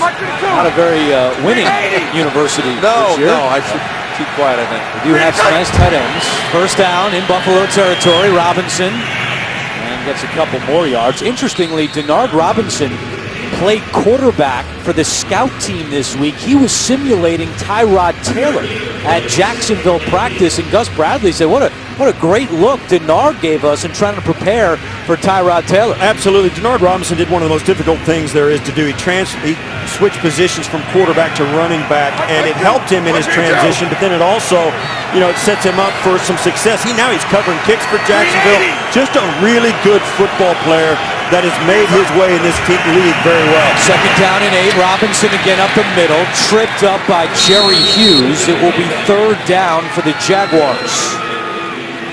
I'll never forget Denard Robinson playing quarterback. You know this, you step back as a quarterback and you see the blitzers and you see the blitz coming and you step up and you know if you're protected or if you're not. And he said that the hardest thing with him was now that he saw the blitz, now it was his responsibility to step up and meet a linebacker head on and take on the block. Getting it done as a quarterback turned running back, and he has really made a nice career and has helped this Jacksonville team in this last couple of weeks when they've needed him the most. Robinson out for third down. Yeldon returns. It's 3rd and 5, and Blake Bortles has to call a timeout. With the play clock winding down, Jacksonville burns a timeout early in the third quarter. 3rd and 5 when we come back to Buffalo. Jacksonville today 3 for 7 on third downs. It's 3rd and 5 at the 41-yard line. They hand it off to TJ Yeldon, and Yeldon, with that spot, has a first down. What a gutsy call by Nathaniel Hackett and Gus Bradley. A run on 3rd and 5, and the Jaguars move the chains. Well, I think they decided if they got close to it on 4th down, they were probably going to go for it. But Blake Bortles told us in our meeting yesterday, against some of these really exotic Rex Ryan designed defenses, the best thing to do is line up and just kind of run the football away from where they're stacked, and just, it's better than trying to pick up an exotic blitz and getting somebody hurt. You saw Hackett spend 2 years as the Bills offensive coordinator. His Bortles pass is incomplete. This is the 4th game this season as offensive coordinator for Hackett after he replaced Greg Olson, who was fired in late October. And third downs have been a big improvement for the Jags since Hackett took over. Last 3 games under Hackett, 43% on third downs. First 7 games, Jaguars just 30% on third downs. They converted on 3rd and 5. It's now 2nd and 10 with Denard Robinson as the running back, and Hackett will be tested on 3rd and long coming up. Well, if you want to know how things have changed for Jacksonville in their offense since Hackett took over, it's always a good idea to ask defensive coordinators they face. One of the things they say, they always speak in generalities. One of the things, they've got Blake Bortles hitting the checkdowns a little more often, completing a little higher percentage of his passes, and all. But the big thing that Hackett's got to do is keep Blake Bortles from throwing the bad interception. 3rd and 8. Hughes coming off the edge. Bortles steps into a throw and completes it to Sterling. 2nd catch today for Neil Sterling, and it's good for another Jacksonville first down. Well, Steve Tasker, you mentioned that Sterling was a converted wide receiver earlier in the game. Right there, he looked like a wide receiver the way he plucked that football out of the air. Really nice catch by the young Sterling, 2nd-year player out of Monmouth University. Mike City. Mike 5-2. Mike 5-2. There, Jacksonville keeps the drive alive with 10:20 to go third quarter. 1st and 10 from the Buffalo 24. Bortles trying for Marquise Lee, and it's incomplete. Lee may have had a step on Corey White, but not able to connect with Blake Bortles. And Marquise Lee got away with a little push-off there at the end of the play, too. His left arm tried to create a little separation at the end of the play. See right there, just pushed the right shoulder back of Corey White. Corey White playing for the injured Ronald Darby, who left in the first half with a concussion and will not return. Here we go, it's another 2nd and 10 for Jacksonville, trying to throw it on 1st down to make some progress, and just haven't done it on the last couple of series of downs. Denard Robinson is tackled at the 20 by James Ahedebo, playing just his 2nd game with the Bills. He was supposed to be in Massachusetts with his in-laws this weekend celebrating Thanksgiving. Got a call from Rex Ryan and signed with the Bills just last week. Played against Cincinnati and starting today as Robert Blanton was placed on IR with a foot injury. So, I don't know, what do you think? Playing in the NFL or spending Thanksgiving at your in-laws? Depends on the in-laws. That's a good point. Depends on the in-laws. Jags 2 for 2 on third down this drive. 3rd and 6. Bortles over the middle to Lee, into the end zone, touchdown! 2nd straight week, Marquise Lee has caught a touchdown, and the Jaguars tie it up at 13. Well, this is a play that never should have been completed. Jonathan Meeks, the safety, number 36, back here on the right side of your screen, was in perfect position. He just overran the play. That's a throw that when Blake Bortles let go of the football, I was thinking, oh no, this is going to be a headache or an interception. Marquise Lee comes out of it unscathed. No one even was there to meet him. That was just a bad angle by Meeks, the safety. Marquise Lee told us last night his teammates have been getting on him for not finding the end zone. Well, he scored his first touchdown of the season last week, follows it up this week with his second, and Jason Myers with the extra point to put Jacksonville ahead again. Marquise Lee reeling it in, and the Jags up by 1.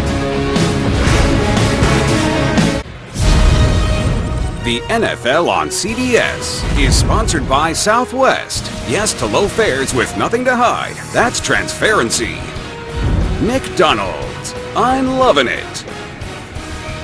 And by Dodge. Domestic, not domesticated.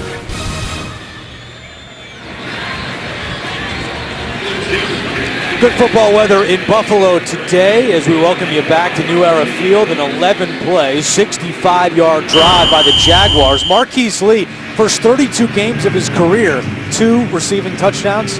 Now he's got 2 in the last 2 games. He has really come to life for this Jacksonville offense.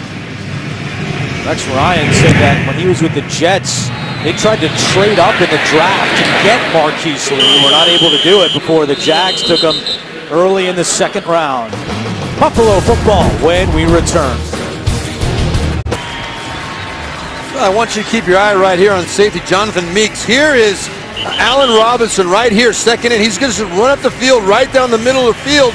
You see Meeks is in perfect position to make the break on the ball, but he goes deep into the end zone for some reason, giving Marquise Lee, not Robinson, Marquise Lee, the lane to cut inside for the easy touchdown pass. Nice throw by Blake Bortles.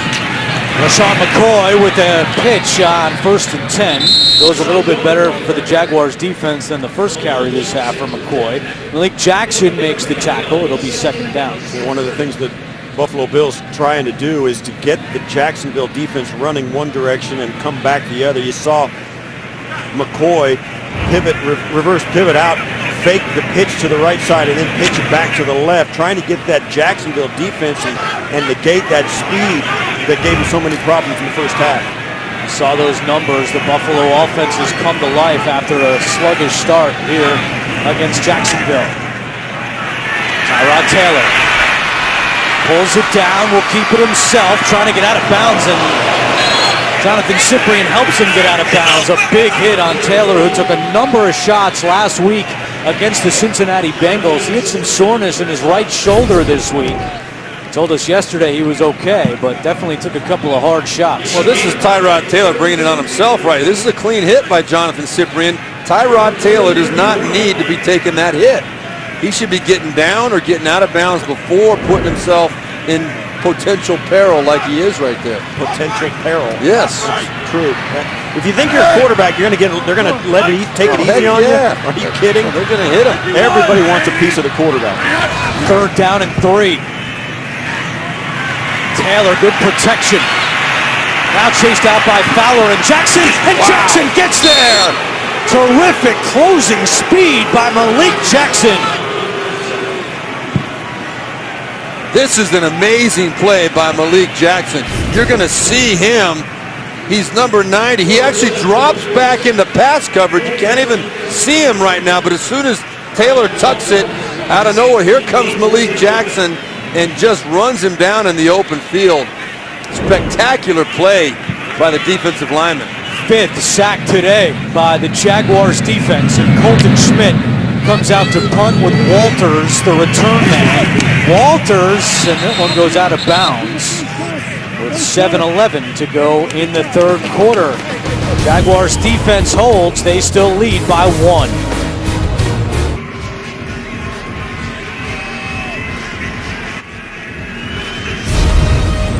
The NFL on CBS is sponsored by Verizon. It's always a great gift on Verizon. And by State Farm. Talk to an agent today at 800-STATE-FARM.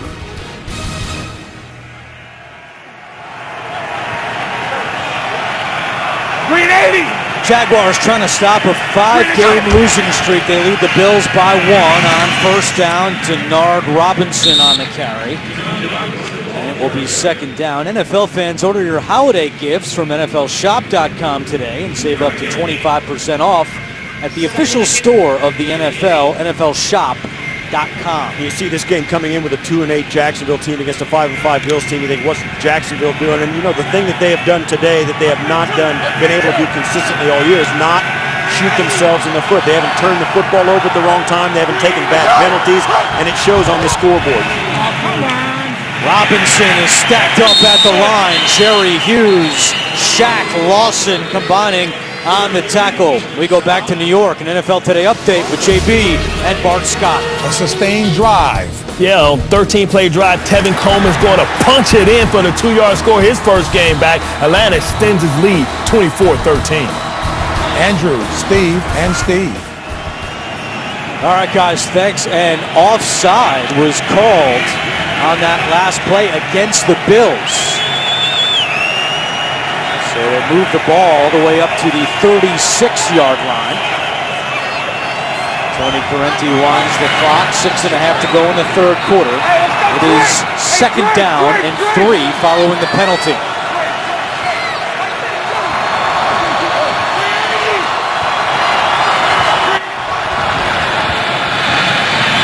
DJ Yeldon on the carry, right to the chains. Marked down at the 39-yard line, so we'll see where they spot this one. Well, the near side official grabbed the football. He didn't have as good a spot as the far side official did, and it looks like it's going to be just shy. I don't know, they're going to give him the first down. They had opposite sides of the field had maybe a half a yard difference in the spot. The near side official gave them enough for the first down. I think it was a good spot. First and 10 for Jacksonville. Jaguars are still telling us that Chris Ivory is questionable to return. Again, we have not seen him. It's Denard Robinson, and Robinson is taken down by Jerry Hughes. This Bills defense has played exceptionally well in the second half this season. Take a look at the numbers, and that continued last week in Cincinnati. They forced the Bengals to punt on 5 of their 6 second-half possessions. The only one where the Bengals did not punt was the last drive when they threw that incompletion in the end zone as time expired. Mike 5-2, Mike 5-2. Bob Ryan, Dennis Thurman on the Bills sideline. Their defense up against Jacksonville in this second down and 10.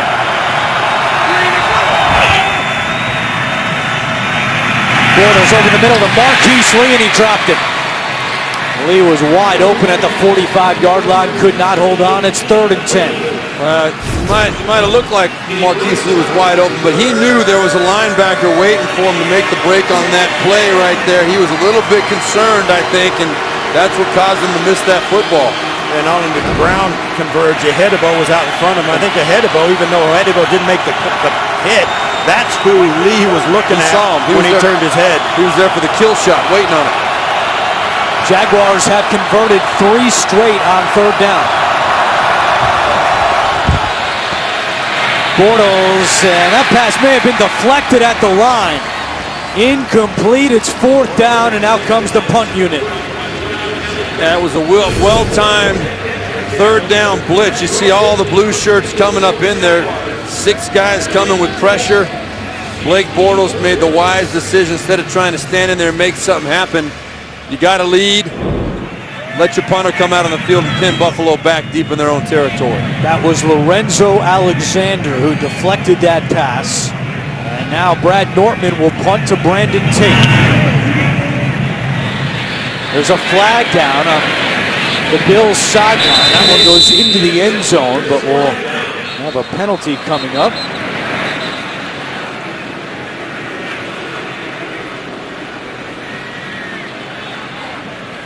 Clock is stopped with 4:34 to go in the 3rd quarter. And it's against Jacksonville. Now the Bills will have the option of letting them punt again or taking the football, and now you take the penalty after the illegal kick. formation on the offense. Buffalo has accepted the option of having the 5-yard penalty added to the touchback. First down. Timeout on the field. Buffalo trailing Jacksonville by 1. Buffalo trails 14-13 with Steve Berline, Steve Tasker, our entire NFL on CBS crew. I'm Andrew Catalon. 1st and 10. Tyrod Taylor winding up deep for Sammy Watkins. He's got it! Watkins with the big play the Bills have been looking for. A 62-yard gain. Well, last year, 2015, the Buffalo Bills led the National Football League in deep ball completion percentage. This year, not so much, and it's because that guy's been gone for 2 months. You see the hand fighting and the subtle push-off. He gets away with it, no question about it. Jalen Ramsey does a nice job, but that was a perfectly thrown football, and Watkins with the hand fighting got just the separation and body position he needed. Completion. 1st and 10 from the 13-yard line. McCoy looking for his 3rd touchdown of the day, and he's tackled at the 9-yard line. We met with Tyrod Taylor yesterday, and he said we haven't been able to push the ball down the field as much as we'd like. That's where our offense has been lacking, but Sammy gives us a downfield presence, and you saw it right there. Watkins, the big catch against Jalen Ramsey. Like 50! Cargo V1! 2nd down and 5. It's McCoy again. Cuts it back and taken down at the 7-yard line. It will be 3rd down and short for the Bills. And you go back to that long completion. Timeout on the field for an injured player. Now Walter Powell is down on the ground for Buffalo. We go back to talk about Sammy Watkins. The reason he's such a good receiver is because that throw was a good throw, wasn't a great throw. He made it the perfect throw by adjusting his speed and his position on the defender. And you see there, Powell got rolled up on. And and even Cyprian sees it. Teams are being directed to the sideline. Yeah, right there. Defensive backs and wide receivers are really attuned to that because it happens so often, because a lot of times the tackles happen when their backs are to the play. And they're standing around and trying to fight for the ball carrier, and they get rolled up on. This looks to be a serious injury for Walter Powell, as Tony Corrente has instructed the teams to go back to the sideline, and now Tyrod Taylor, Marquise Goodwin, and Sean McCoy huddled around Walter Powell. 2nd-year man out of Murray State, playing in just his 15th career NFL game.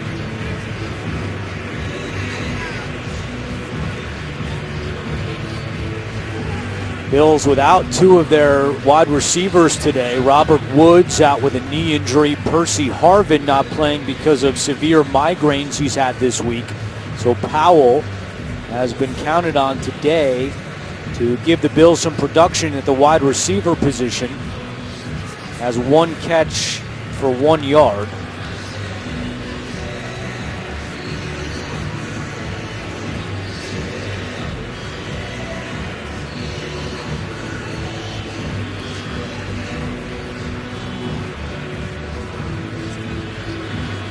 We'll try to get him up on his feet.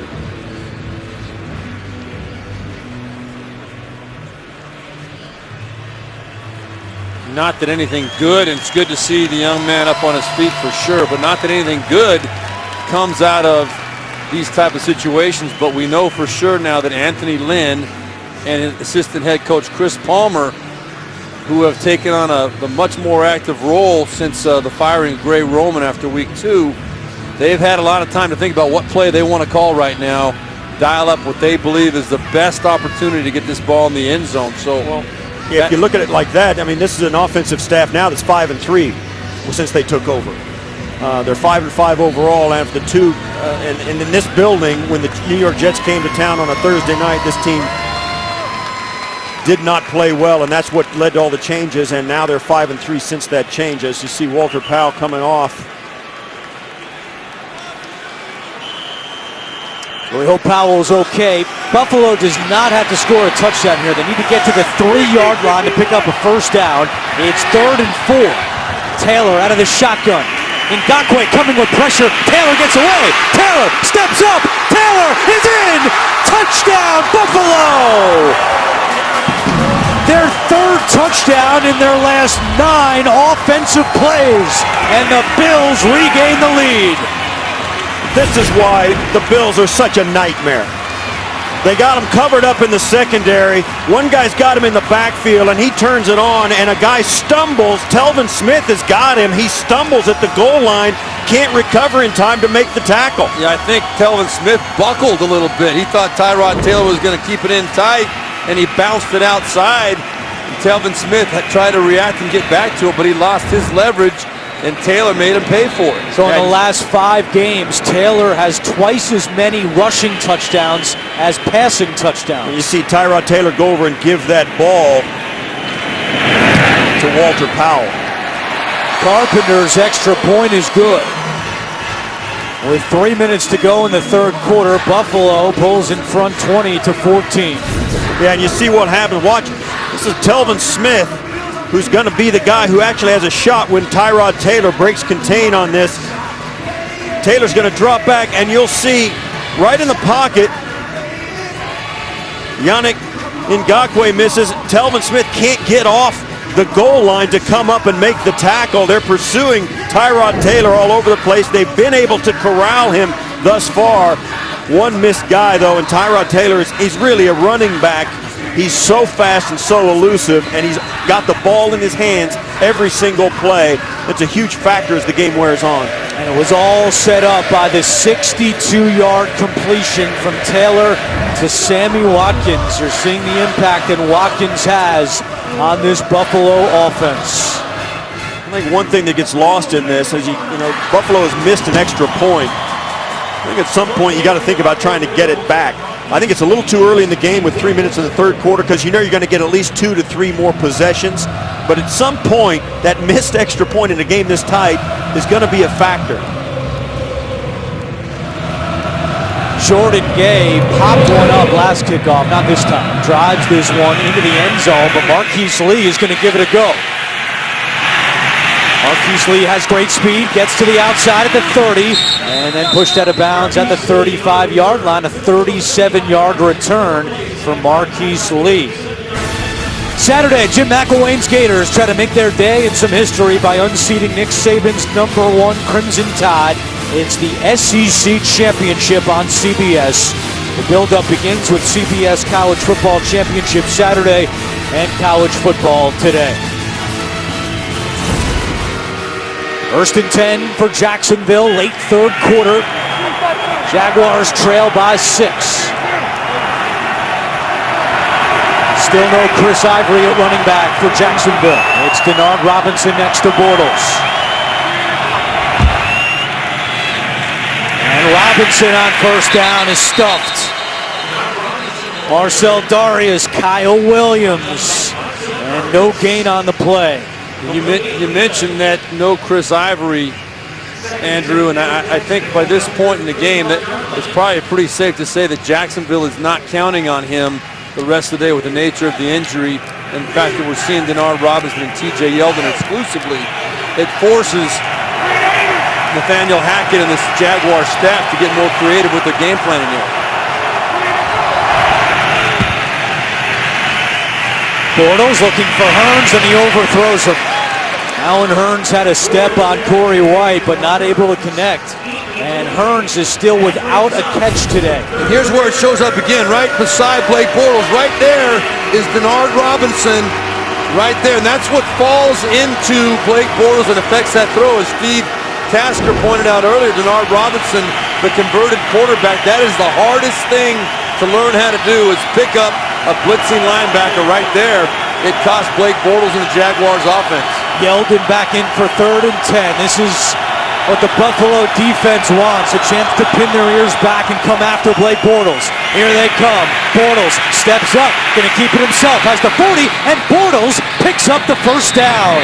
Into Buffalo territory, a heads-up play by Blake Bortles. He picks up 15 yards. Well, Rex Ryan told us yesterday, as was mentioned earlier, that Blake Bortles running is what scared him.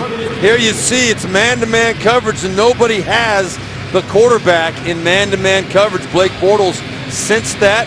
Rex Ryan told us yesterday he was afraid of that exact scenario, and right there it comes back to haunt the Buffalo Bills. Bortles is the leading rusher today for the Jaguars with 52 yards on the ground. Walter Powell injury for the Bills. It's an ankle, and he will not return. Bernard Robinson thought he had it. It's Bortles on the outside. How about the creativity by Jacksonville? Bortles, you can't stop him right now. Well, that's just it. I mean, the Bills didn't believe Blake Bortles was going to ever carry the football like he is today. I mean, they see it every day in practice with Tyrod Taylor, and now to have the coin flipped on them, all of a sudden, you're finding out Jacksonville's got a mobile quarterback, and they've got those things in their playbook. The Bills had no idea that was coming, and it cost them. It's cost them 2 times in a row on this drive, and now Jacksonville's threatening. A season high 61 yards rushing for Blake Bortles, and Bernard Robinson picks up the first down. You can see the effect of that, though. So the previous play, same exact set. It was the read option where Blake Bortles is reading the defensive end and then going to decide whether to give it or keep it.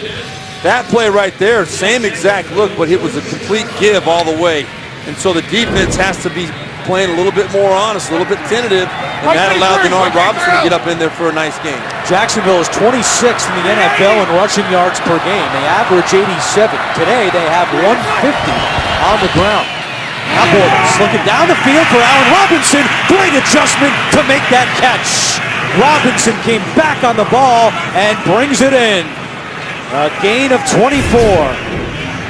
Well, this is a back shoulder throw. Robinson just turns on a dime. No question about the feet that time, going right at White. And there's no doubt that was a back shoulder throw, and Bortles executed it perfectly as we're ending the third quarter. That is the end of the third quarter. A close game in Buffalo. The Bills lead by 6. We'll be back after this message and a word from your local station. You're watching the NFL on CBS. Start of the fourth quarter in Buffalo. The Bills lead the Jaguars 20-14. That last play by Jacksonville is the first time this year Allen Robinson has caught a pass that traveled more than 21 yards in the air. Last year he had 16 such catches. This season, that's his first. On the first play of the fourth quarter, Allen Hurns has his first catch of the day. Hurns turns it up, dives for the pylon. He's in! Touchdown, Allen Hurns! And it looks like he's got a bad leg as well. Looks like he pulled a hamstring on his dive into the end zone. And how about that for the Jacksonville Jaguars? For every good thing that has happened to them today, they've had something like this go wrong. Third touchdown catch this season for Allen Hurns. He had 10 last year. As we take another look at the end of this play, Hurns diving, and now the Jacksonville training staff is out to take a look. Yeah, Hurns had the big drop earlier in this game and really was an equal primary target as Allen Robinson last year. This year, the last 3 games, Allen Hurns has only had 3 catches. That's his first catch of the day, and boy, he sure made up for the question, is he out of bounds? Well, it'll be reviewed automatically in the scoring play, but play. I think it is. I think this is going to stand. I do too, but it's a nice payback for Allen Hurns after dropping the big play earlier in the game. Watch his left foot right here. I think we saw a little green there. Yeah, looked to be okay. As Steve Tasker said, all scoring plays are subject to review. And replay did confirm that's a touchdown. Hurns slowly walks off the field.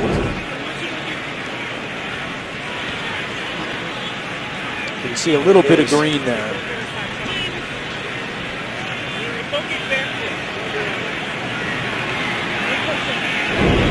And now Jason Myers is out for the extra point attempt, which would give Jacksonville the lead. Myers has missed just 1 extra point this season. And that one's right down the middle. So with 14:52 to go in the fourth quarter, the Jaguars lead 21-20. And Steve Tasker said it last quarter, that missed extra point by the Bills is lingering there for Buffalo. They trail by 1. Great effort by Allen Hurns. You hope he's okay. You can see the green there outside of his foot. And tremendous effort to get it inside the pylon. Cost him the rest of this game. We'll see how his injury, it looks like it anyway. We'll see if this injury is going to keep him out. It certainly doesn't look like he'll be able to return, but we'll get a more accurate report from their bench area. Well, here's an interesting note, too, on Rex Ryan football teams. When the opponent scores 21 or fewer points in a game, Rex Ryan's record as a head coach is 50-15. When the opponent scores more than 21 points, his record as a head coach is 9-48. Right now, the Jacksonville Jaguars on 21 points. We'll see which way this one goes. They're on that, that land it's interesting, too, because it's up to the Buffalo Bills as to how that goes, because if they score, they're in the lead. If they don't allow Jacksonville to score, well, there you go. I mean, you're right. That is the window for most NFL teams. 20 points or thereabouts is usually the win-loss window, and no statistic says like the one you just did. Rex Ryan's very good when his teams allow him only to score what Jacksonville has scored here through just over three quarters. Myers kicks it away. It's Tate 1 yard deep in his own end zone. Tate to the 20. And Tate taken down at the 24-yard line. Well, Jacksonville has trailed 68% of the time this year. That's the most in the NFL, more than the Cleveland Browns. But today, they have played ahead for the most part. They've led for more than 28 minutes. It was Hearns who had the game-winning touchdown against the Bills last year in their win over in London. Right now, his touchdown and the extra point has given Gus Bradley the 21-20 lead. That's 51! Everyone! Marquise Goodwin goes in motion. 1st and 10 for Buffalo. It's McCoy at the 25, and McCoy is taken down by Jalen Ramsey. It will be 2nd down. Jalen Ramsey gave up the big throw to Sammy Watkins on that last scoring drive for Buffalo. But I'll tell you, I'm impressed with this guy. The way he plays the run as much as he plays the pass right there, fighting off a blocker for the whole duration of that play. And then when Shady McCoy tries to bounce it outside, he made a nice tackle to knock him out of bounds. Pickup of 2 on 1st down. It's 2nd and 8.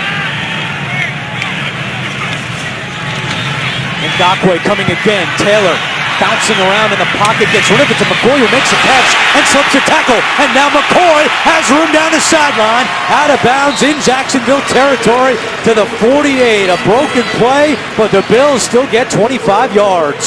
That is an inexcusable mistake by Jonathan Cyprien, the safety, number 37 for Jacksonville. He has got to get himself under control and make that tackle right there. You got one of the most elusive players in the NFL in LeSean McCoy.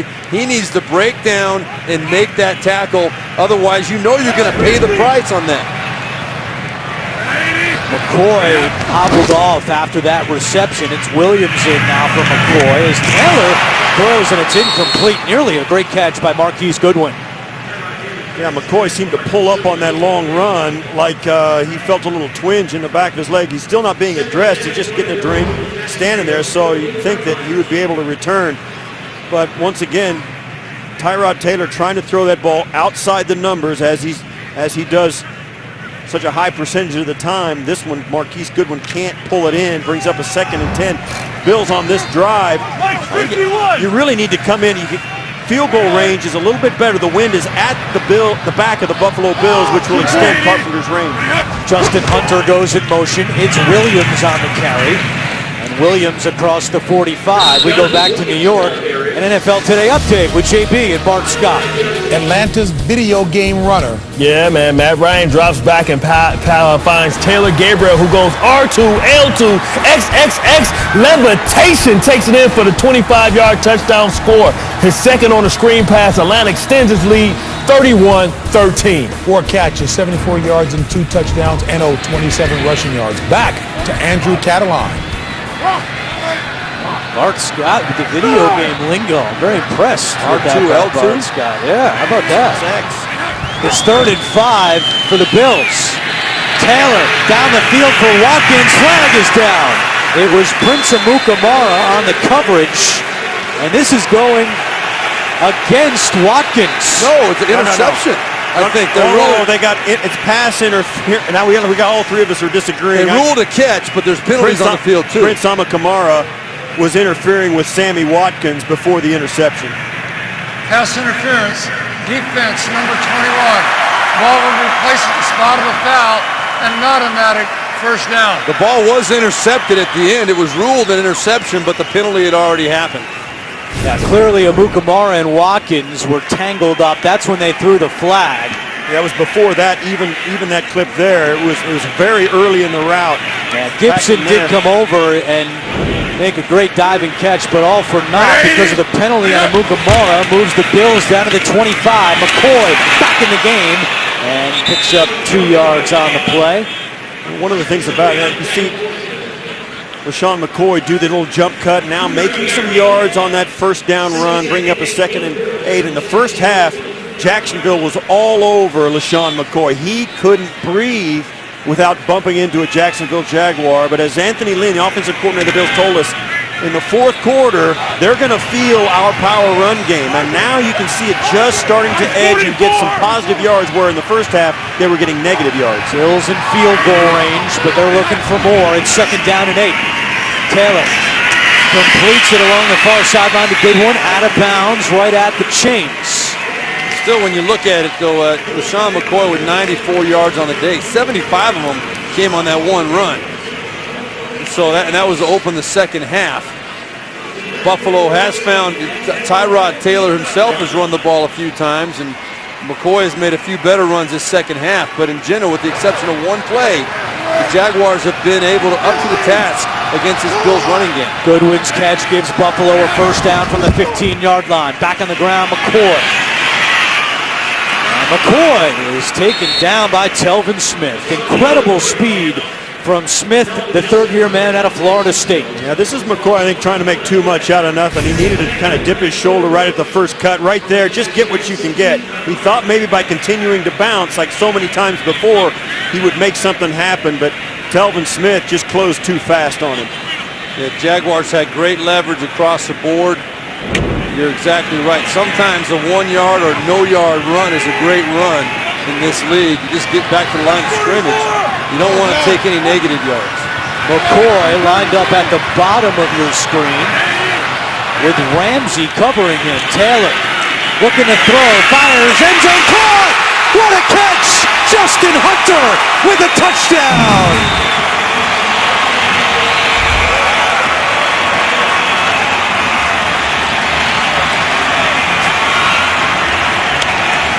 First catch today for Justin Hunter, his 4th touchdown of the season. Well, Justin Hunter's the 6'4", 203-pounder, and you can see why. I mean, that's why they've got him on the roster. He catches a lot of touch, and a high percentage of his catches are touchdowns, and that's the reason. Tyrod Taylor puts it up, and he goes way up and gets it. That is an outstanding catch, and exactly where Tyrod Taylor wanted to put that ball. Hunter has a 78-inch wingspan, and the Bills are keeping the offense on the field. They're going to go for 2 to try to get back that missed extra point.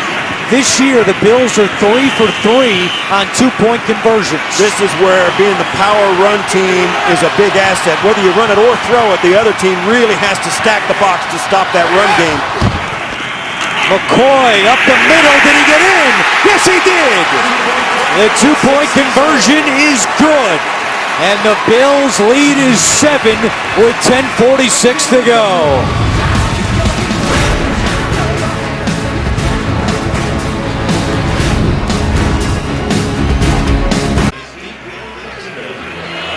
An 8-play, 76-yard drive by the Bills, capped off by the great catch by Justin Hunter and the 2-point conversion by LaShawn McCoy. Crowd is rocking at New Era Field.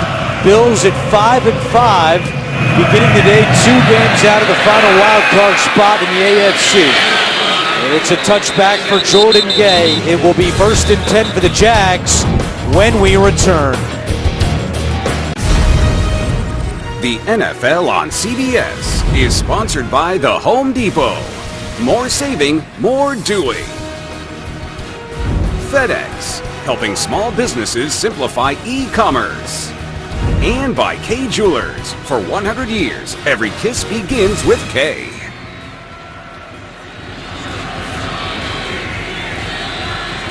Tonight on CBS, one NCIS Los Angeles agent is being targeted, and the conspiracy puts the whole team in danger. Don't miss a new NCIS Los Angeles tonight after 60 minutes, only CBS. 10:46 to go, fourth quarter. Jacksonville with the ball, down by 7. And they start this drive on the ground. And we have some injury updates on the Jacksonville side. There's Chris Ivory. He hasn't come back, still listed as questionable, but Rashad Green has not come back, and now Hearns questionable to return with a hamstring injury. And there's a good sign. Alan Hearns is back into the game after catching a touchdown. He skipped that questionable designation we just showed you. Meanwhile, Marcel Darius on the sideline for the Bills to start this defensive series. Bortles steps up and slides down. Bills are telling us they're just rotating guys on the line. There's no injury to Darius, but he is not out there for Buffalo. Yeah, the big boys, any team in the NFL are on a rotation, not necessarily a play count, but a rotation. They want to keep fresh guys out there as much as possible. Marcel Darius, a guy you want on the field as much as you can, but when he's at his best, he's obviously rested and fresh. Duzable and Adolphus Washington manning the middle of the Buffalo defense for this 3rd down and 1. Robinson, nice move to get by Lorenzo Alexander, but it's not enough. Denard Robinson is pushed back, and it's 4th down for Jacksonville. Well, this was a tremendous play by Lorenzo Alexander, number 57. The Jaguars are counting on him right here on the right side. All the action was going away from Alexander, and they were trying to catch him following the play. Denard Robinson was hoping to get outside, but his discipline is what made that play. Duzable the first to get there for the Buffalo defense, and Gus Bradley sends out his punter, Brad Nortman, on 4th down and 1 with 8:50 to go in the 4th quarter. Brandon Tate back deep for the Bills. With 1 on the play clock, Nortman takes the snap.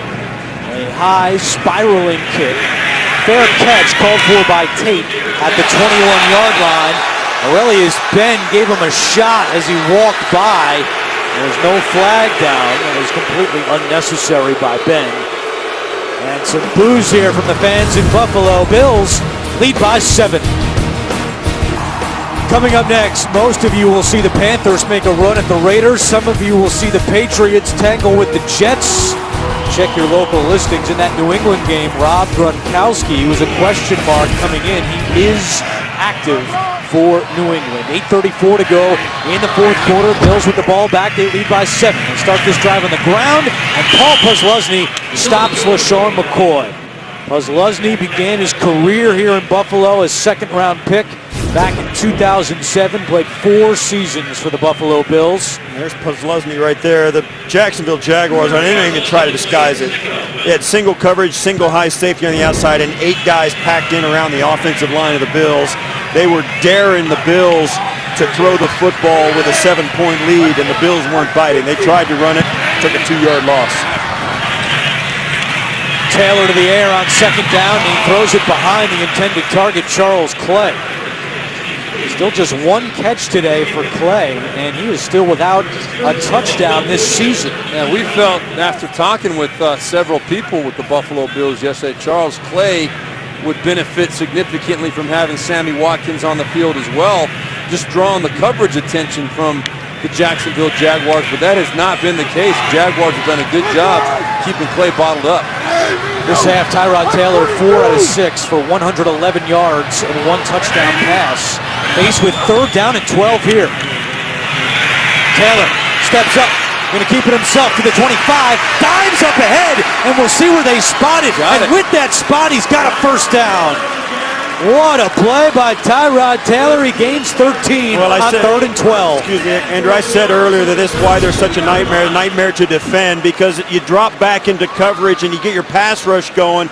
And just when you think you've got it going and you're covered up in the secondary, you realize the Bills have got a running back with his hands on the ball, and Tyrod Taylor comes out, makes two guys miss in the pocket, then outruns the pursuit for the first down. Gus Bradley has challenged the spot, throwing out his red challenge flag.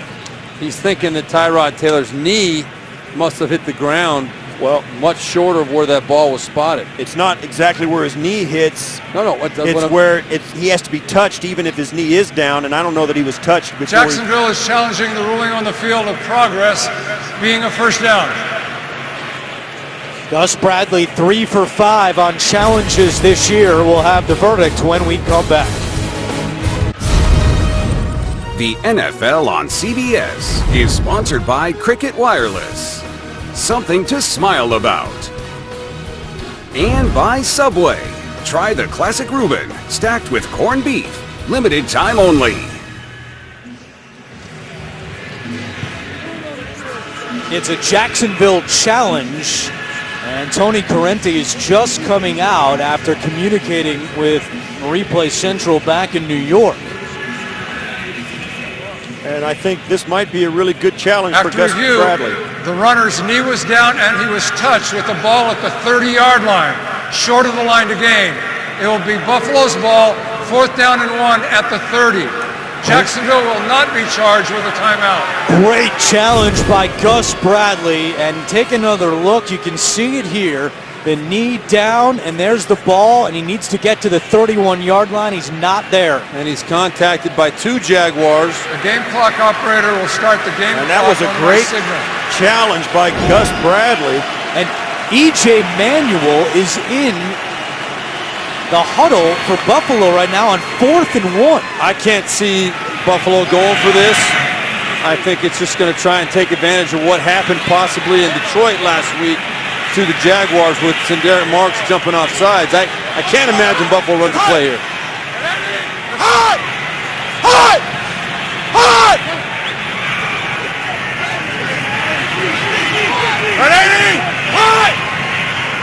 No, they're not going to run a play. Yeah, and they don't even care if they take a delay of game either.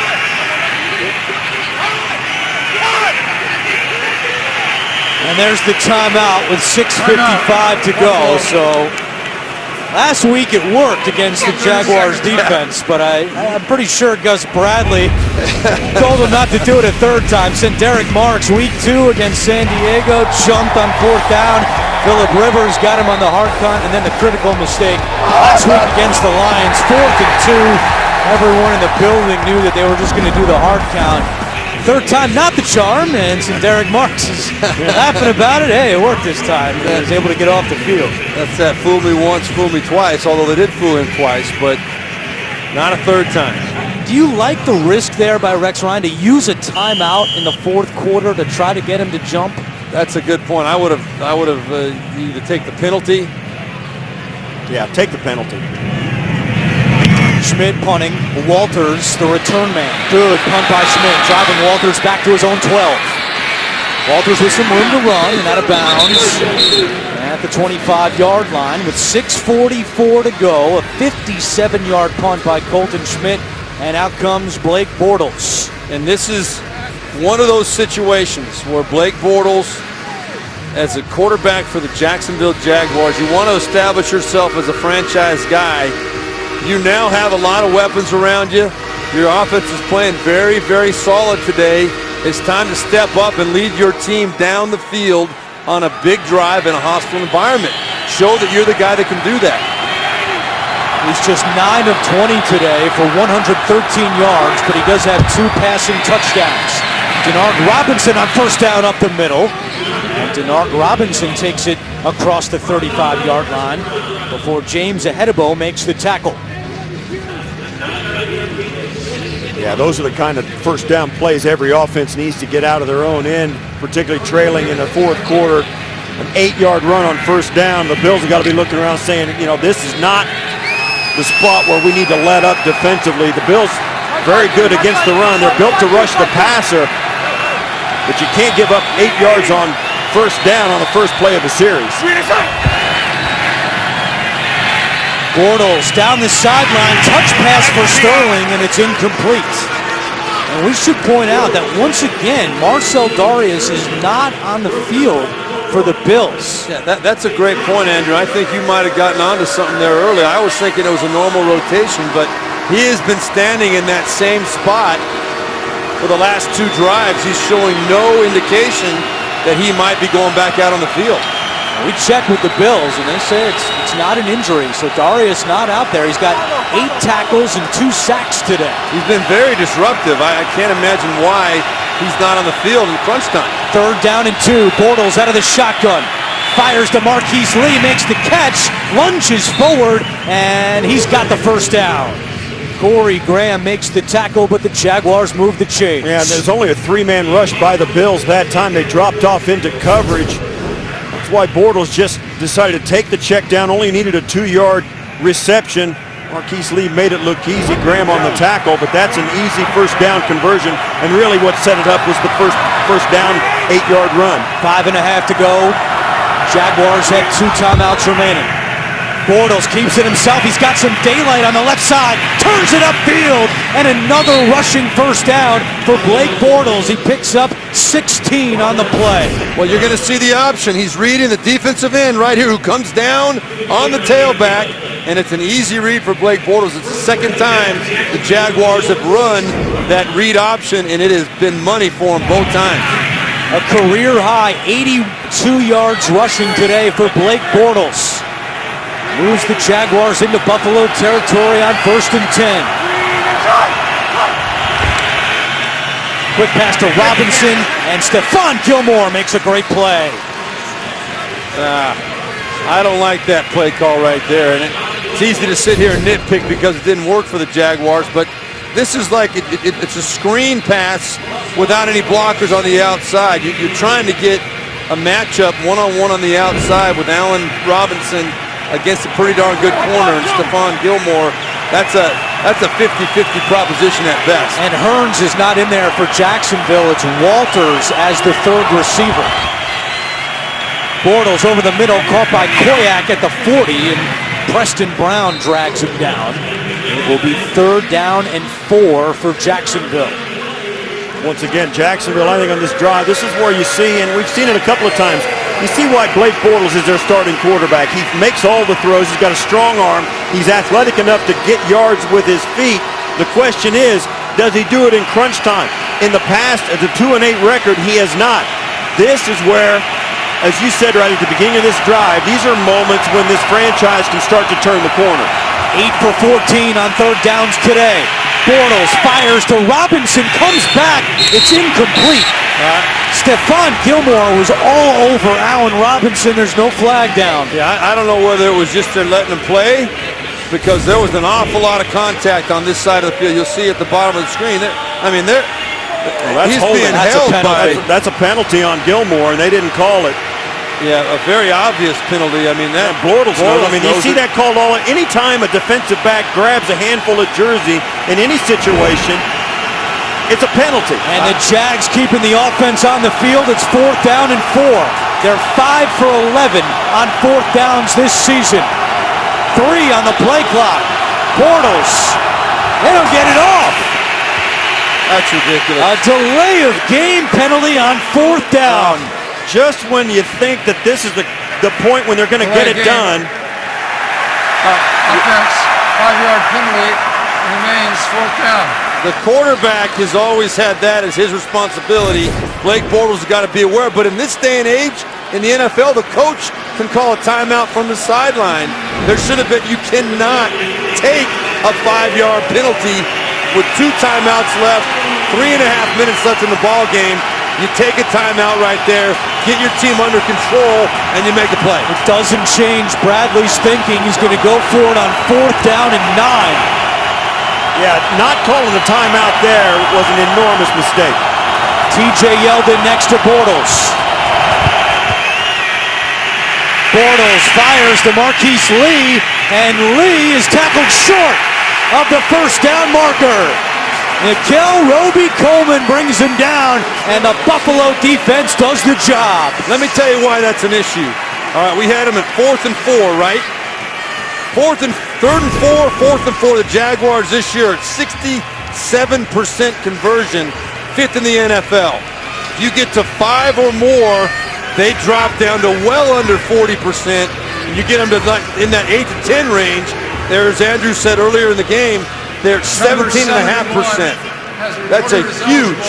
Number 71. You got to take a timeout before you get the delay of game. No doubt about it. No discussion on that. Direct snap to LaShawn McCoy trying the right side. He gets to the 45-yard line. Telvin Smith with another tackle. And now Gus Bradley has stopped the clock and called timeout. Jacksonville, this is their second. Yeah, that was the Buffalo. Second timeout. The Buffalo Bills version of the Wildcat. Tyrod Taylor was spread out at the top of the formation. Direct snap to LaShawn McCoy and defended pretty well by the Jaguars. Jacksonville defense has to come up with a stop in order to give their offense another chance. 1 timeout and the 2-minute warning for the Jaguars.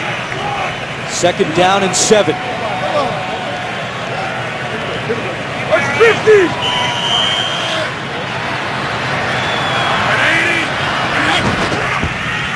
Taylor running the option with McCoy, and they're going to lose yards on that play. And he goes out of bounds. No, that referee signaled to keep the clock running.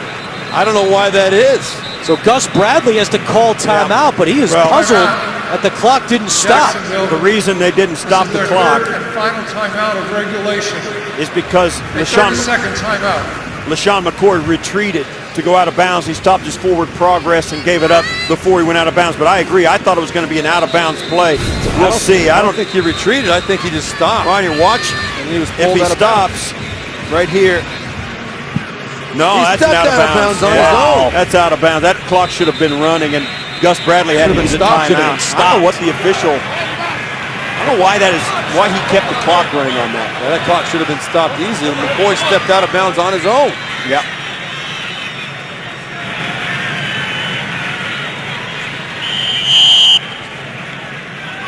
So it's 3rd down and 7. I'd be shocked if the Bills put this in the air. Well, you're shocked. Taylor completes it to Clay, and that is going to be very close, but maybe a half-yard short of a 1st down. You know, the reason I was shocked because Rex Ryan's a defensive coordinator. He trusts his defense more than he trusts his offense. I would think he had no problem putting this ball in the hands of his running back, see if they could convert it and get the 1st down, and then trust his defense to win the game after they pin them back with a punt. I'm really surprised that they threw that football in that situation. It may work out for him.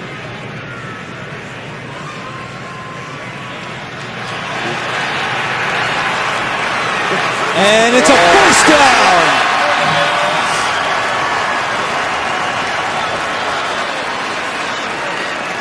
Big play to Charles Clay on 3rd down and 7.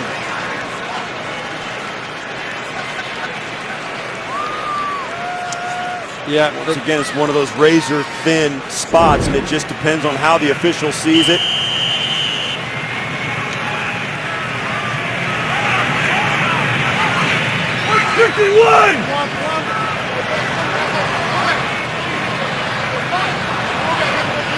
.240 to go, and now Buffalo can use the clock. The Jaguars can only stop the clock with the 2-minute warning. They have no timeouts remaining. Hey, we're at 80. Ready up. Williams, and Kozlowski pushes him back. That will take us to the 2-minute warning. Well, the Jaguars again snake bit, and they do it to themselves. The last drive, Stephon Gilmore should have been called for pass interference, giving the Jaguars a 1st down, and then the Jaguars should have called a timeout at the biggest play of the ball game. Some things just don't seem to ever change. 2-minute warning. 2 minutes to go in Buffalo. The Bills trying to hold on to a 28-21 lead. If the Jaguars defense comes up with a stop, they should get the ball back with around 25 seconds remaining. They cannot stop the clock as Taylor takes it across the 45-yard line. No timeouts for the Jaguars. critical game for Buffalo in the AFC playoff race. They started the day 2 games out of the final wild card spot in the AFC. And a critical game for the Jacksonville Jaguars in the future, potentially, of their head coach. Cyrus Kwanjo, backup offensive lineman, is reported as eligible. Take the ball. Heavy set on this side with an extra offensive lineman as a tight end. A first down would end the game. 3rd down and 7. They pitch it to McCoy. McCoy at the 40. He's got the first down and goes down inbounds. The Bills can take a knee and kill the clock. A gain of 9 on 3rd and 7. Well, it was a great play, and one of the things about this Bills run game, it's so multiple. They had a big, heavy set off to the right side, and they ran motion, and the action came all over here, and he pitched it back away from the play with Cordy Glenn, the left tackle, leading the way, and McCoy picks his way through the traffic for the first down. Great misdirection. They hadn't run a play like that all game, and they called it at just the right time. That run takes McCoy over 100 yards for the 30th time in his career. That's 4th most among active players. It was not easy for the Bills today, but in the end, Rex Ryan's team pulls out a 28-21 victory. The Bills go to 6-5 and still alive for a playoff spot as the calendar's about to turn to December. Jacksonville playing really, even in defeat, playing a really solid football game all the way around. We chronicled some of the tough breaks they got. A fumble in the first half. LaShawn McCoy was called on progress and pass interference late in the game. A couple of things happened against them that they couldn't overcome. They played an outstanding defensive game against the #1 rushing team in the league. Gave up one big play in the running game. But all in all, the Jacksonville Jaguars, tough to come on the road to cold weather and play as well as they did, but in defeat, I'm sure they don't want to hear it. 6 straight losses now for Jacksonville. They fall to 2-9 on the season, but Buffalo to 6-5 in the AFC East, and they have an eye on the wild card picture as well. One of the questions after this game will be that non-call Robinson and Gilmore. That was a big play. 28-21 the final. Game 2 of our doubleheader is coming up for Steve Tasker and Steve Berline. This is Andrew Catalan saying so long from Buffalo.